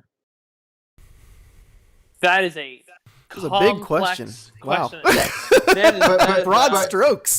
But in one sentence, what attitude do you think the United States should take towards China? God, it's difficult because the U.S. doesn't have a lot of moral high ground to stand on. No. I'm glad it wasn't me that asked this question, but it's This is burning hard. on my It's mind hard. every It's hard. time I see a politician. It is hard to put this into one sentence. Boy, give me a minute. Let me think. I'm kind of bullish on the Petro Yuan, unfortunately. I mean, I am generally in the space of like, we're not going to be. We're quickly losing our ability to have like international like have power on the international stage because of our inability to solve what's going on here. So more of a let's focus on domestic issues first. But I also like want to recognize this international issue of China preparing to basically invade South Korea and Japan, and the U.S. is the only country that has any real chance of doing anything serious about it, and it is going to require that cyber force that I was talking about. Like, to me, my biggest issues with China, at least in terms of like, I think some of the biggest problems with China, like the cyber force is going to be a central piece of solving that. Obviously, that doesn't address everything. There's no way in hell I can address everything in one sentence. But I really think that cyber force is going to be a key piece of this puzzle. Okay, that is honestly one of the best answers I could have heard right now. I personally believe that the United States needs to be on a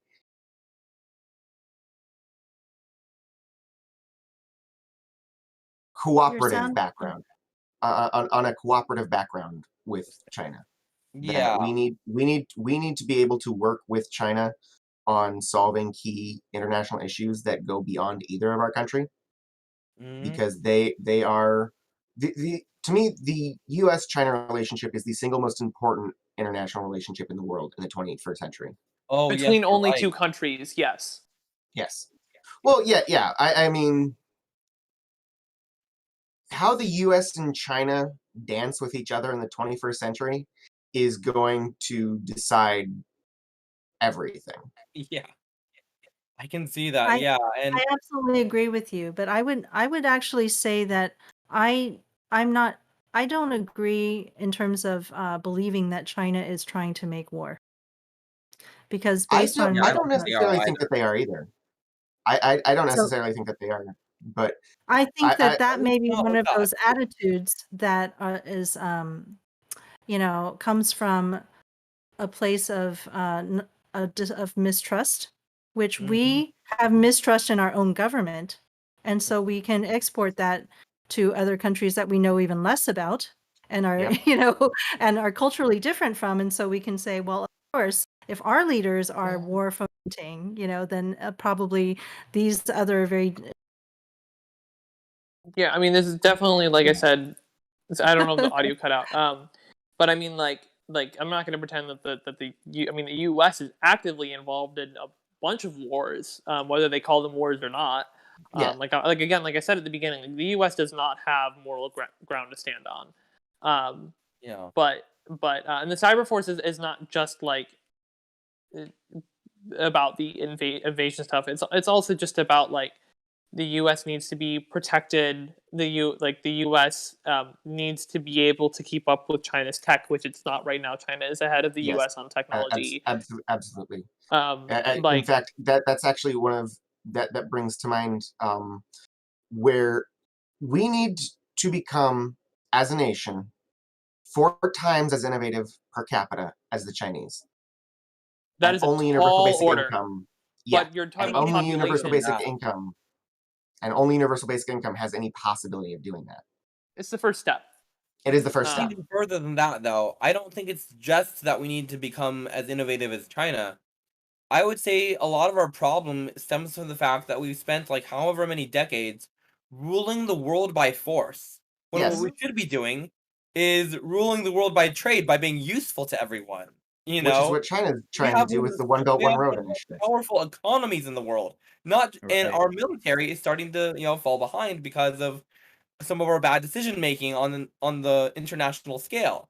Instead I of agree. trying to turn the clock back and trying to reclaim our global military dominance, we should be trying to go for the economic route instead. You know?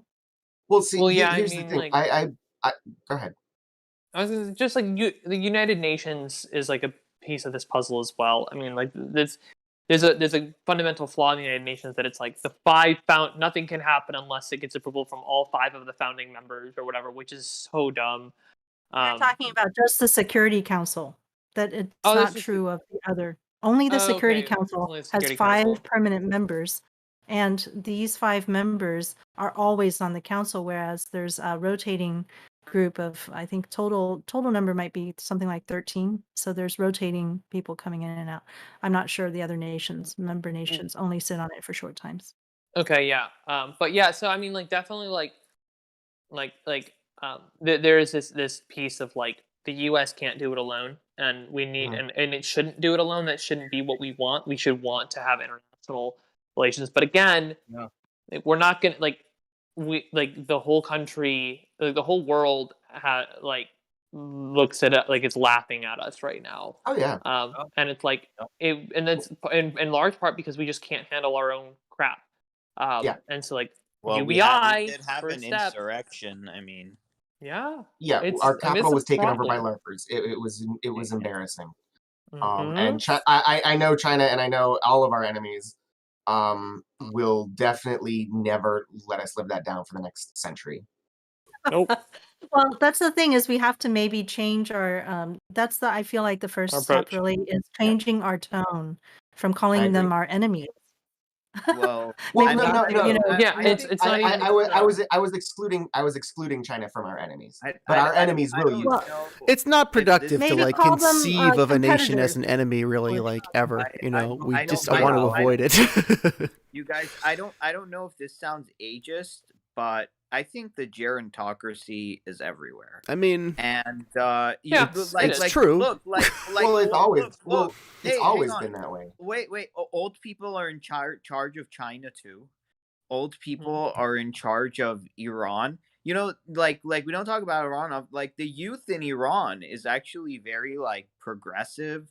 Some of them like kind of like westernized, and they don't like their own leadership over there. So I really think that it's people in charge of countries that are stuck in a time warp everywhere here, whether it's Canada, whether it's China, and we just need some fresh blood all around the world. They feel And like that's why progress voting. threatens. That's They've why been voting fighting the same reform. battles they've been fighting their whole lives, and we're done with those battles. Like it's in Yeah. the past. Let's let our Right, guest right. talk. But I'm saying We can all this be is friends. why I'm saying this is why voting reform is an international effort right now. This is like this isn't just a U.S. thing. Voting systems like star voting and stuff, looking at multi-winner, looking at proportional representation, like this is stuff that is spreading around the world right now, and it's going to be instrumental. It's like I one of the really things that I like is like if Texas can be kind of this, if I can get approval voting in Austin at the same time that I become a representative at like not a whatever in Texas preaching whatever, and I get this like government accountability thing going, like that's gonna get the world's eyeballs, and it's gonna really show like the kind of change that can be performed despite whatever division is happening in your country, whatever kind of polarity there is. Like voting reform is so central to solving these issues, including gerontocracy, and that's why it's such a massive that's why it's really gaining traction all over the world. Right. Well, I don't heard, think I think I Abby, you heard, said it Faye? earlier. Sorry, go on. what? I think I heard Eric, who's Kairos', mention something about how it's always been like this. But if you look back in time, that is not actually true. In the Well, past, we have had in Macedonia, was it the Prince of Macedonia? Who was it that Alexander conquered the world? Alexander. Yeah, yeah. Alexander the Great. right? mean, And we've had, what age was he when he ascended to power? What age Like were the 32? people? Exactly. What about our very youngest, warrior princess out in used her faith to bring her into Joan the of Arc. world. Joan of Arc. Joan of Arc. Yeah. Okay, Yeah. so these are famous people we've all heard about, but we forget that these were people who were very young. They were very young when they became military leaders, and then they ascended to power at some point. Now, she, of Right. course, didn't, she didn't sit on a throne or anything, but these are things that people used to be able to do things at a young Yeah. age and become amazing. Now we Political. have, Ugh, we it's continue to disgusting. Religious reformers people were young. almost all. Yeah. Almost it's- all Because religious we've reformers denied were basic young people. educational and like vocational opportunities, as well as For basic us. human dignity and autonomy to anyone below the age of 18, and oftentimes Yeah. people above that age too. Wait a minute. How many boomers do we even have on this? Faye, are you an Xer, right? No, Or- Faye's not a boomer. We had No, our yeah, friend that's what Karen, I but call myself what a happened to Xer. Karen? Faye, what happened to Karen? I said Xer. All right, Xer. we've had two. I- We've I really just- only had two boomers. We had someone named Robin on very early on. I think you might remember. That was like Uh, history podcast. And then we had Karen for a while. And where's Karen? Why isn't Karen coming anymore? I don't know. Okay, so Karen is in the boomer generational. She's very nice. She's very nice. She does the Care Yeah, Worth but podcast. she's great. Yeah. She's I'm not pretty sure. good. Yeah, but Faye, do you know what's up with Karen? Is she gonna be I do. coming Well, back? I don't know. I don't know her exact circumstances, but I do know that she has taken on so many responsibilities Mm. in Well, terms tell of her the we miss her. caregiving Like I really that do. she's We no longer all able to do. Yes. Yeah. I've never met her. miss her perspective. We really do need our boomer back. We do, because we need her perspective. So please tell her to come back if I you say can. Please, if you see her, I tell her say to come we back. all- I don't like to pressure say- anybody to come back to the show because I know everyone's busy, but I would like to pressure Karen because we've only ever had two boomers brave enough to come back. Right. And I think she's the only one that really gelled with the show and liked it, and it's her responsibility now. She has to come do it. Let's see what Faye has to say. Peer can do- pressure. What we should do is throughout the course of this week, go befriend a boomer and ask them onto the show. That is a great Yeah. idea. That is a really great All of idea. us. That's a Each good of us. idea. Bring your Well, parents I on. know. Everyone bring your own parents on. boomer. Next Bring your Friday. own- Next Friday, bring your mom and dad. Also, Oh, that's I'll been bring my I wanna take cousin. back something I Bring said your cousin. earlier because I realized after I processed some of what you were saying and wrote it down in more simplified form that your explanation of star voting and approval voting, that actually maybe they both would be equally easy sells if you explained it in simple enough terms. So I wrote down a tweet that basically says says star voting. Sorry, no, wait, where was it? Let me pull it up again. Hang on. Yeah, it was approval voting. Select. It disappeared. Dang it. I had it pulled up. Hang on. Let me try again. Yeah, so I wrote approval voting. Select one or more candidates which you approve of. Mhm. Star voting. Rate each candidate from 0 to 5 stars. So it's very Current simple. voting. Pick one candidate which you approve of. If your neighbors vote differently, then your vote will be thrown out. Yeah, that's a good way to put it. I do like that venom there at the end. Yeah, I mean, it's important. The star voting is like that second step, the automatic runoff, is an important piece of what encourages the honest voting and what corrects for the distortion in just like a regular score voting system. And you want to have that transparency with voters. So really, what you're describing is just the ballot. But the tabulation is important as well. Now, the tabulation with approval voting is the same as what people are used to. So you can just say, vote for everyone you approve of. But with star voting, it's important that people know the tabulation, that transparency is important. Right.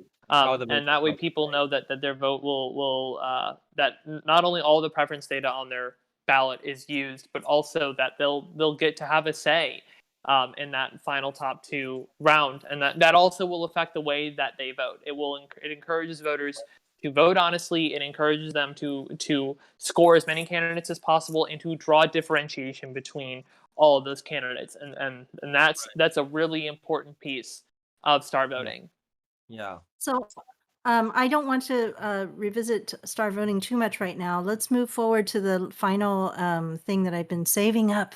And I thought, even if you had to, we could still. This is continue more discussing structure it. than we've had in ever on the We show. normally have. Okay, so what's going on right now is the stimulus payment, right? The stimulus payments have been approved by the Senate. But as I thought just yesterday when I was podcasting with everybody, oh, okay, this is done. Apparently I found out it isn't.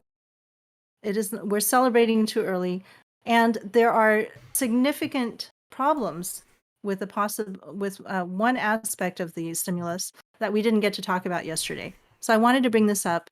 One of the main problems that I'm seeing was brought up to me by a friend of mine who is also, very progressive. She says that the struggling Americans who may have, especially if you have back taxes owed, may not be able to receive their stimulus check. Mm-hmm. And not only is this one specifically not protected from that by the language that was written in originally, they've taken it out. It may also be for past checks. If you haven't received your check yet and you have to actually file a tax form in order to get it, there's a good chance that even if the federal government doesn't take that money to pay off back taxes, the state governments can come after you and take it. And so I'm going to go ahead and link that article in here. And I just wanted to see what you guys think. I mean, would you send this back if, considering that it has these problems, or would you say, well, good enough, let's at least get something done, even if it's got, really severe flaws like this?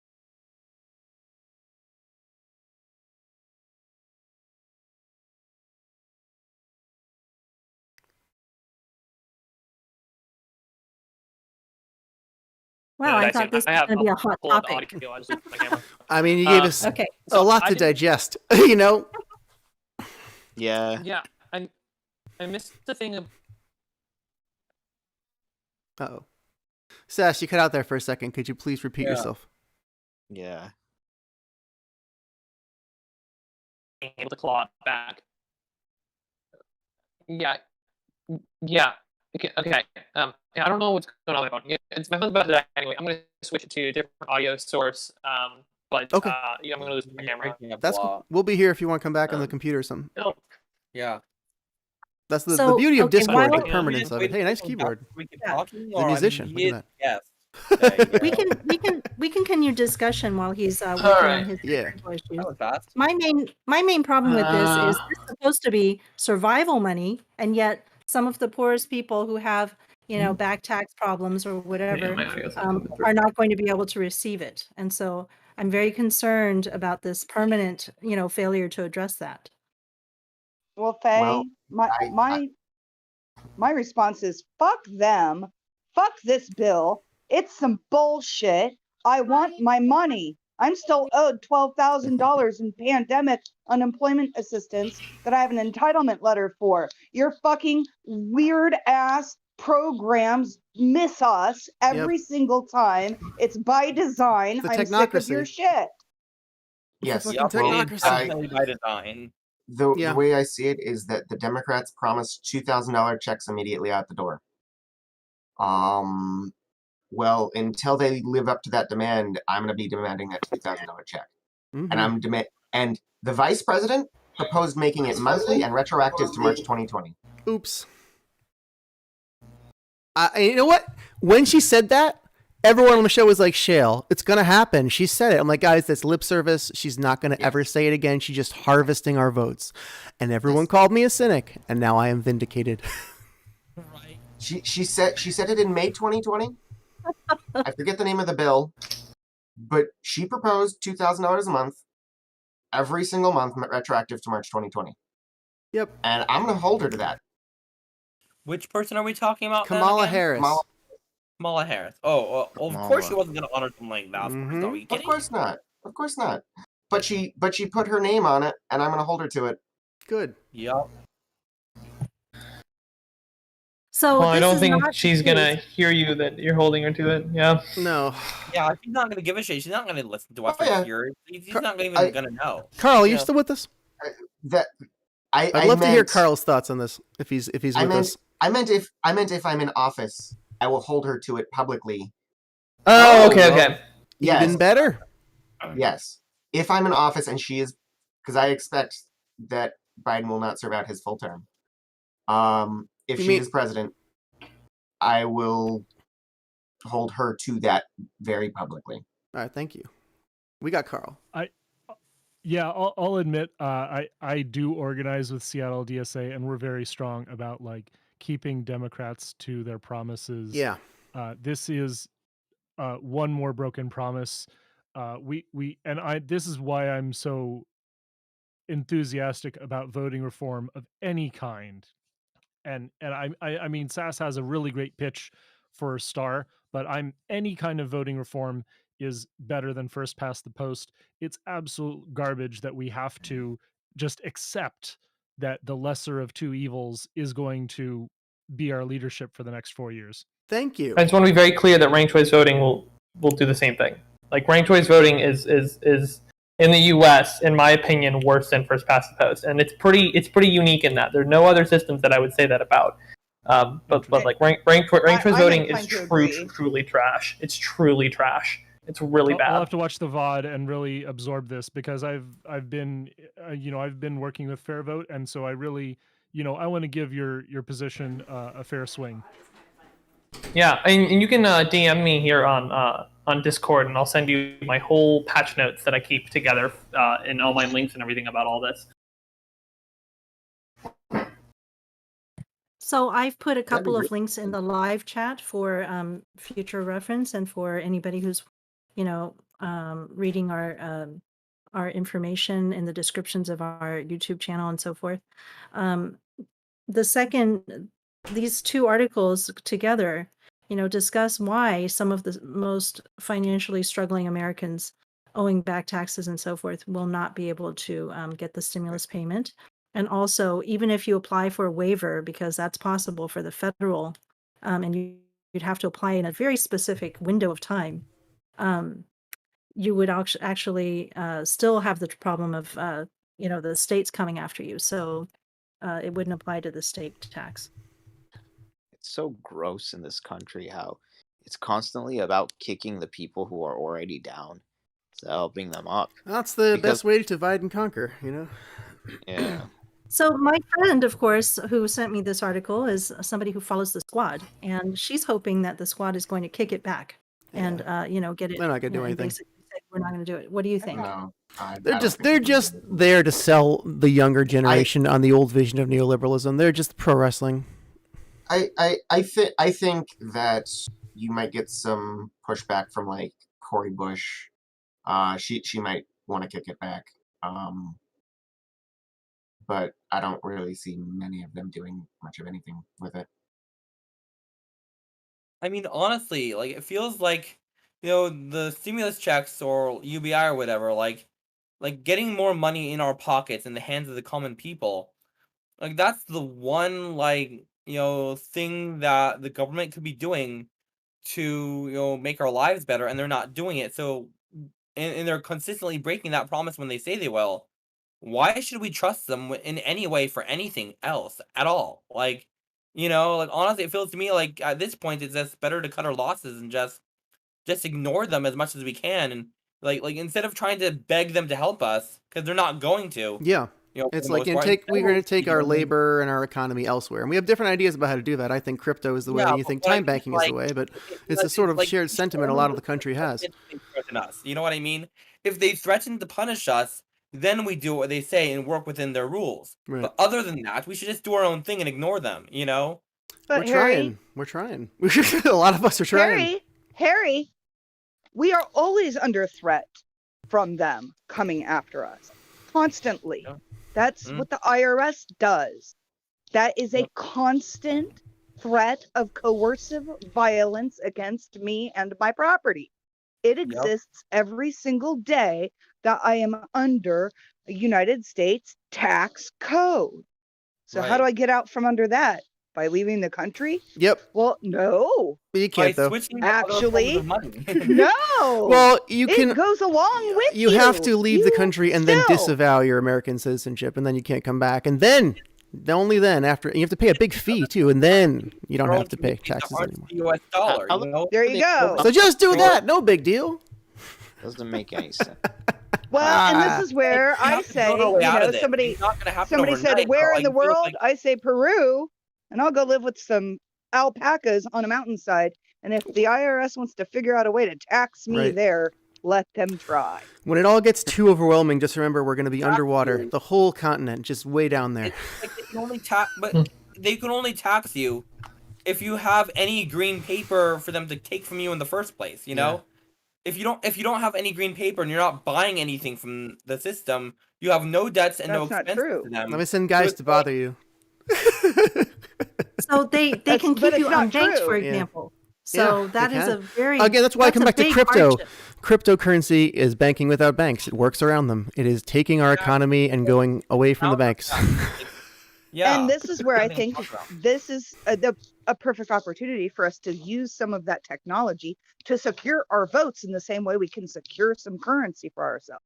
Well, once we Right. have That's some power, a more Yeah. complicated Yeah. issue than Yeah. you think.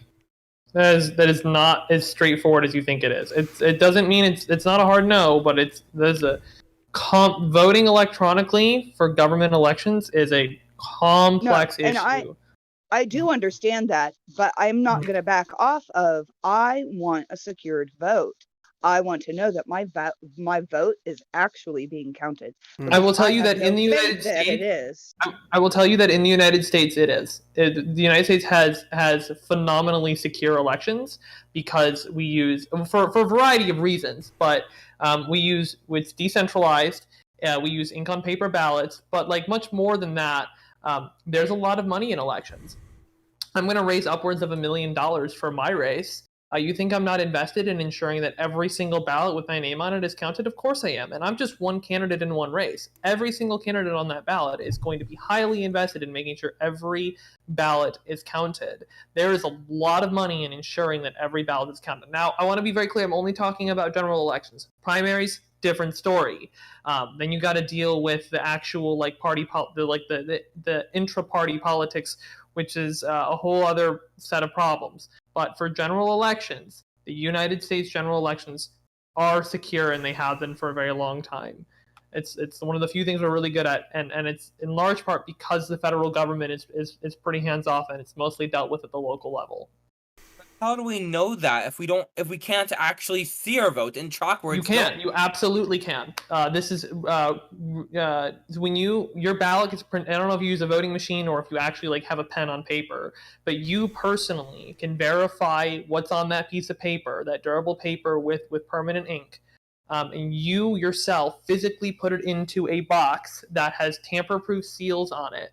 And if a recount is called for in your jurisdiction, which you can work to call for and is a regular feature of secure elections, then what happens is they take this sealed box and they put it into a room, and they have a whole bunch of people there, people from every party. They have media. You can be in there. You can be part of this process if you want to. And then they break the tamper-proof seals, they pull out the ballots, and they count them by hand by sorting them into separate piles in front of everybody. You can personally ensure that your vote is counted. This is why we have poll watchers.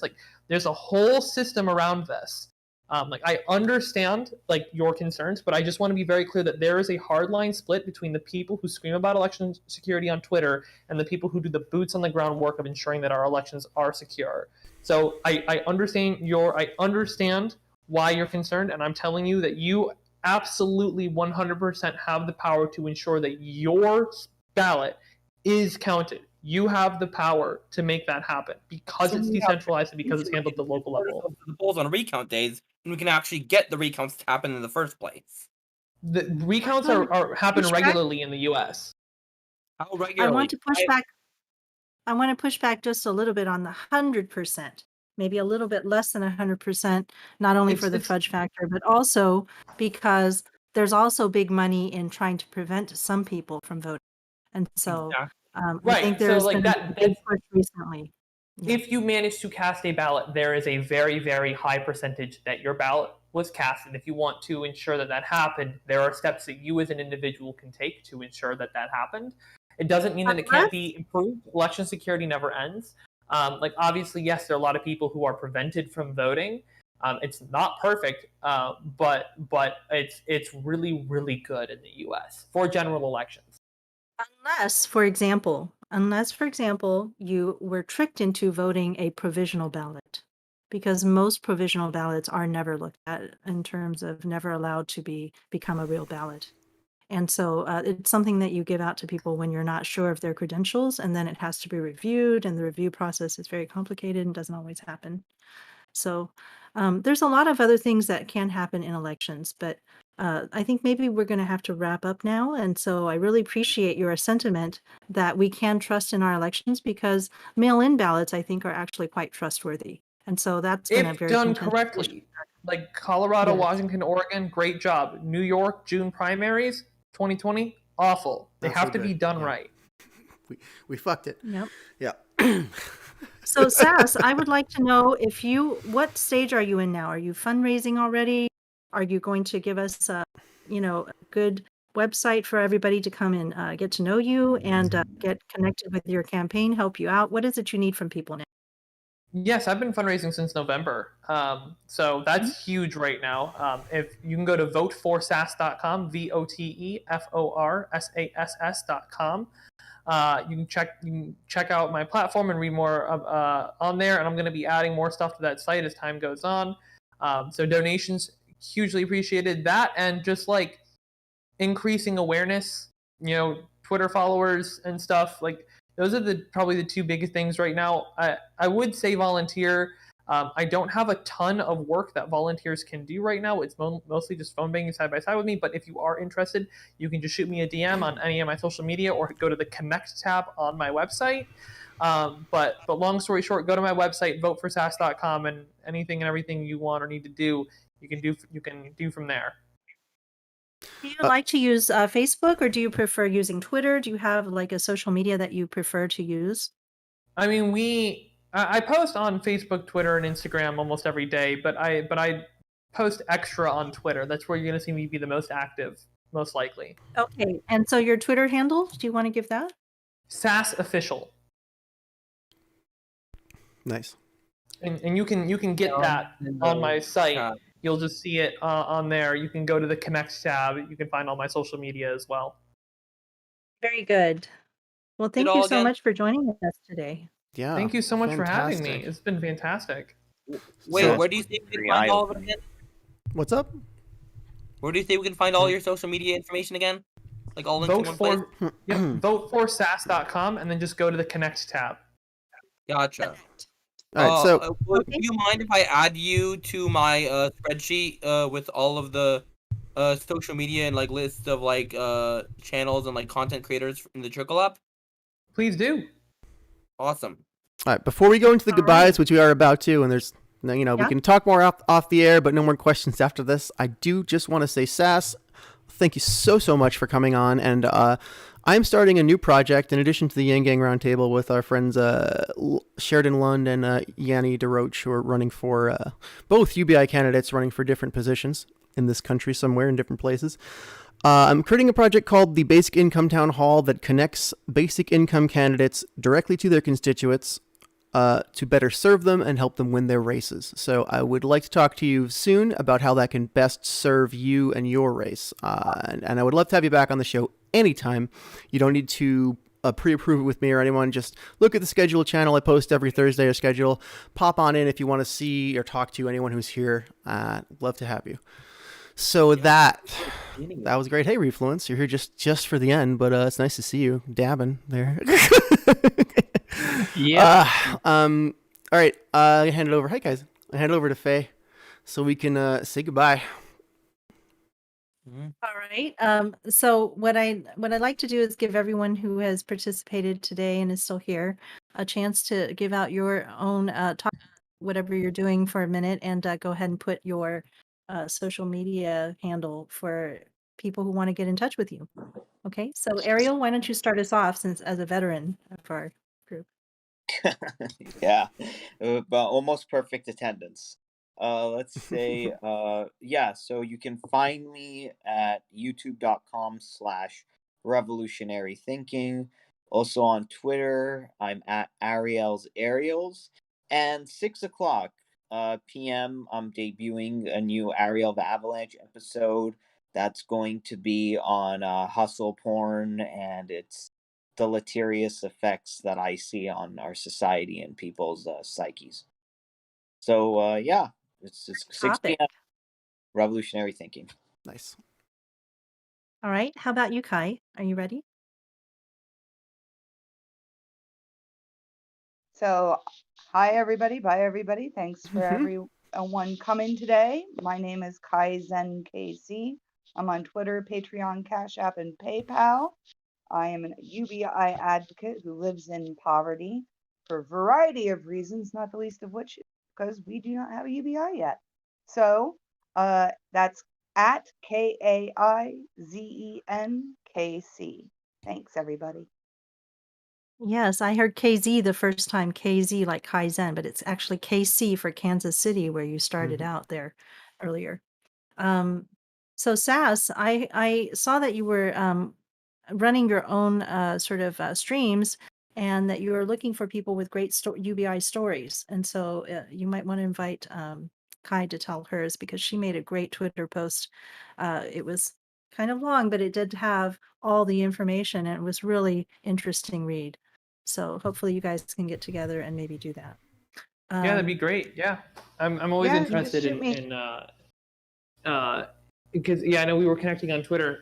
But yeah, just getting the stories and the voices out there is going to be huge. And so yeah, sure, I'd love to have you on my stream on Thursday. Also, Okay. just to reiterate, what position are you running for again, Sass? U.S. House of Representatives. Gotcha. Same as Sheridan. But Yeah. however, the district is just not clear because everything's being redistricted and gerrymandered. Yeah, So it doesn't exist yet. no chance to affect that ourselves, unless we can get into the nitty gritty. All right. So let's see who else is here with us today. How about Eric? Tell us a little bit about how to contact you and continue conversations with you. Well, you can follow me at my Twitter at Eric Storsund. That is ErikStoresund. You can also visit my website, ericstorsund.com. Unfortunately, you can't yet donate to me. I'm not at that stage yet. But other than that, you can get a hold of me on Twitter, and that's probably the best way to reach me. Can Okay, we very sit down on good. the live stream chat, because I'm still trying to write down the stuff for the social media information for Sass. Yeah, So sure. I can. I'll put it in the So live stream chat. let me teach our newest members. When you go to the live stream chat, you will see an example from me and an example from Ariel of how to make a credit for yourself. Just put exclamation credit, put your name, and then go ahead and put your own. If you want to have people meet Yeah. you on Twitter, then Carl, yeah, I have a just go ahead feeling and put you whatever you. also stream. So if you would put your link to your streams in our if you'd be so kind as to use our SEO robot Bart Sure.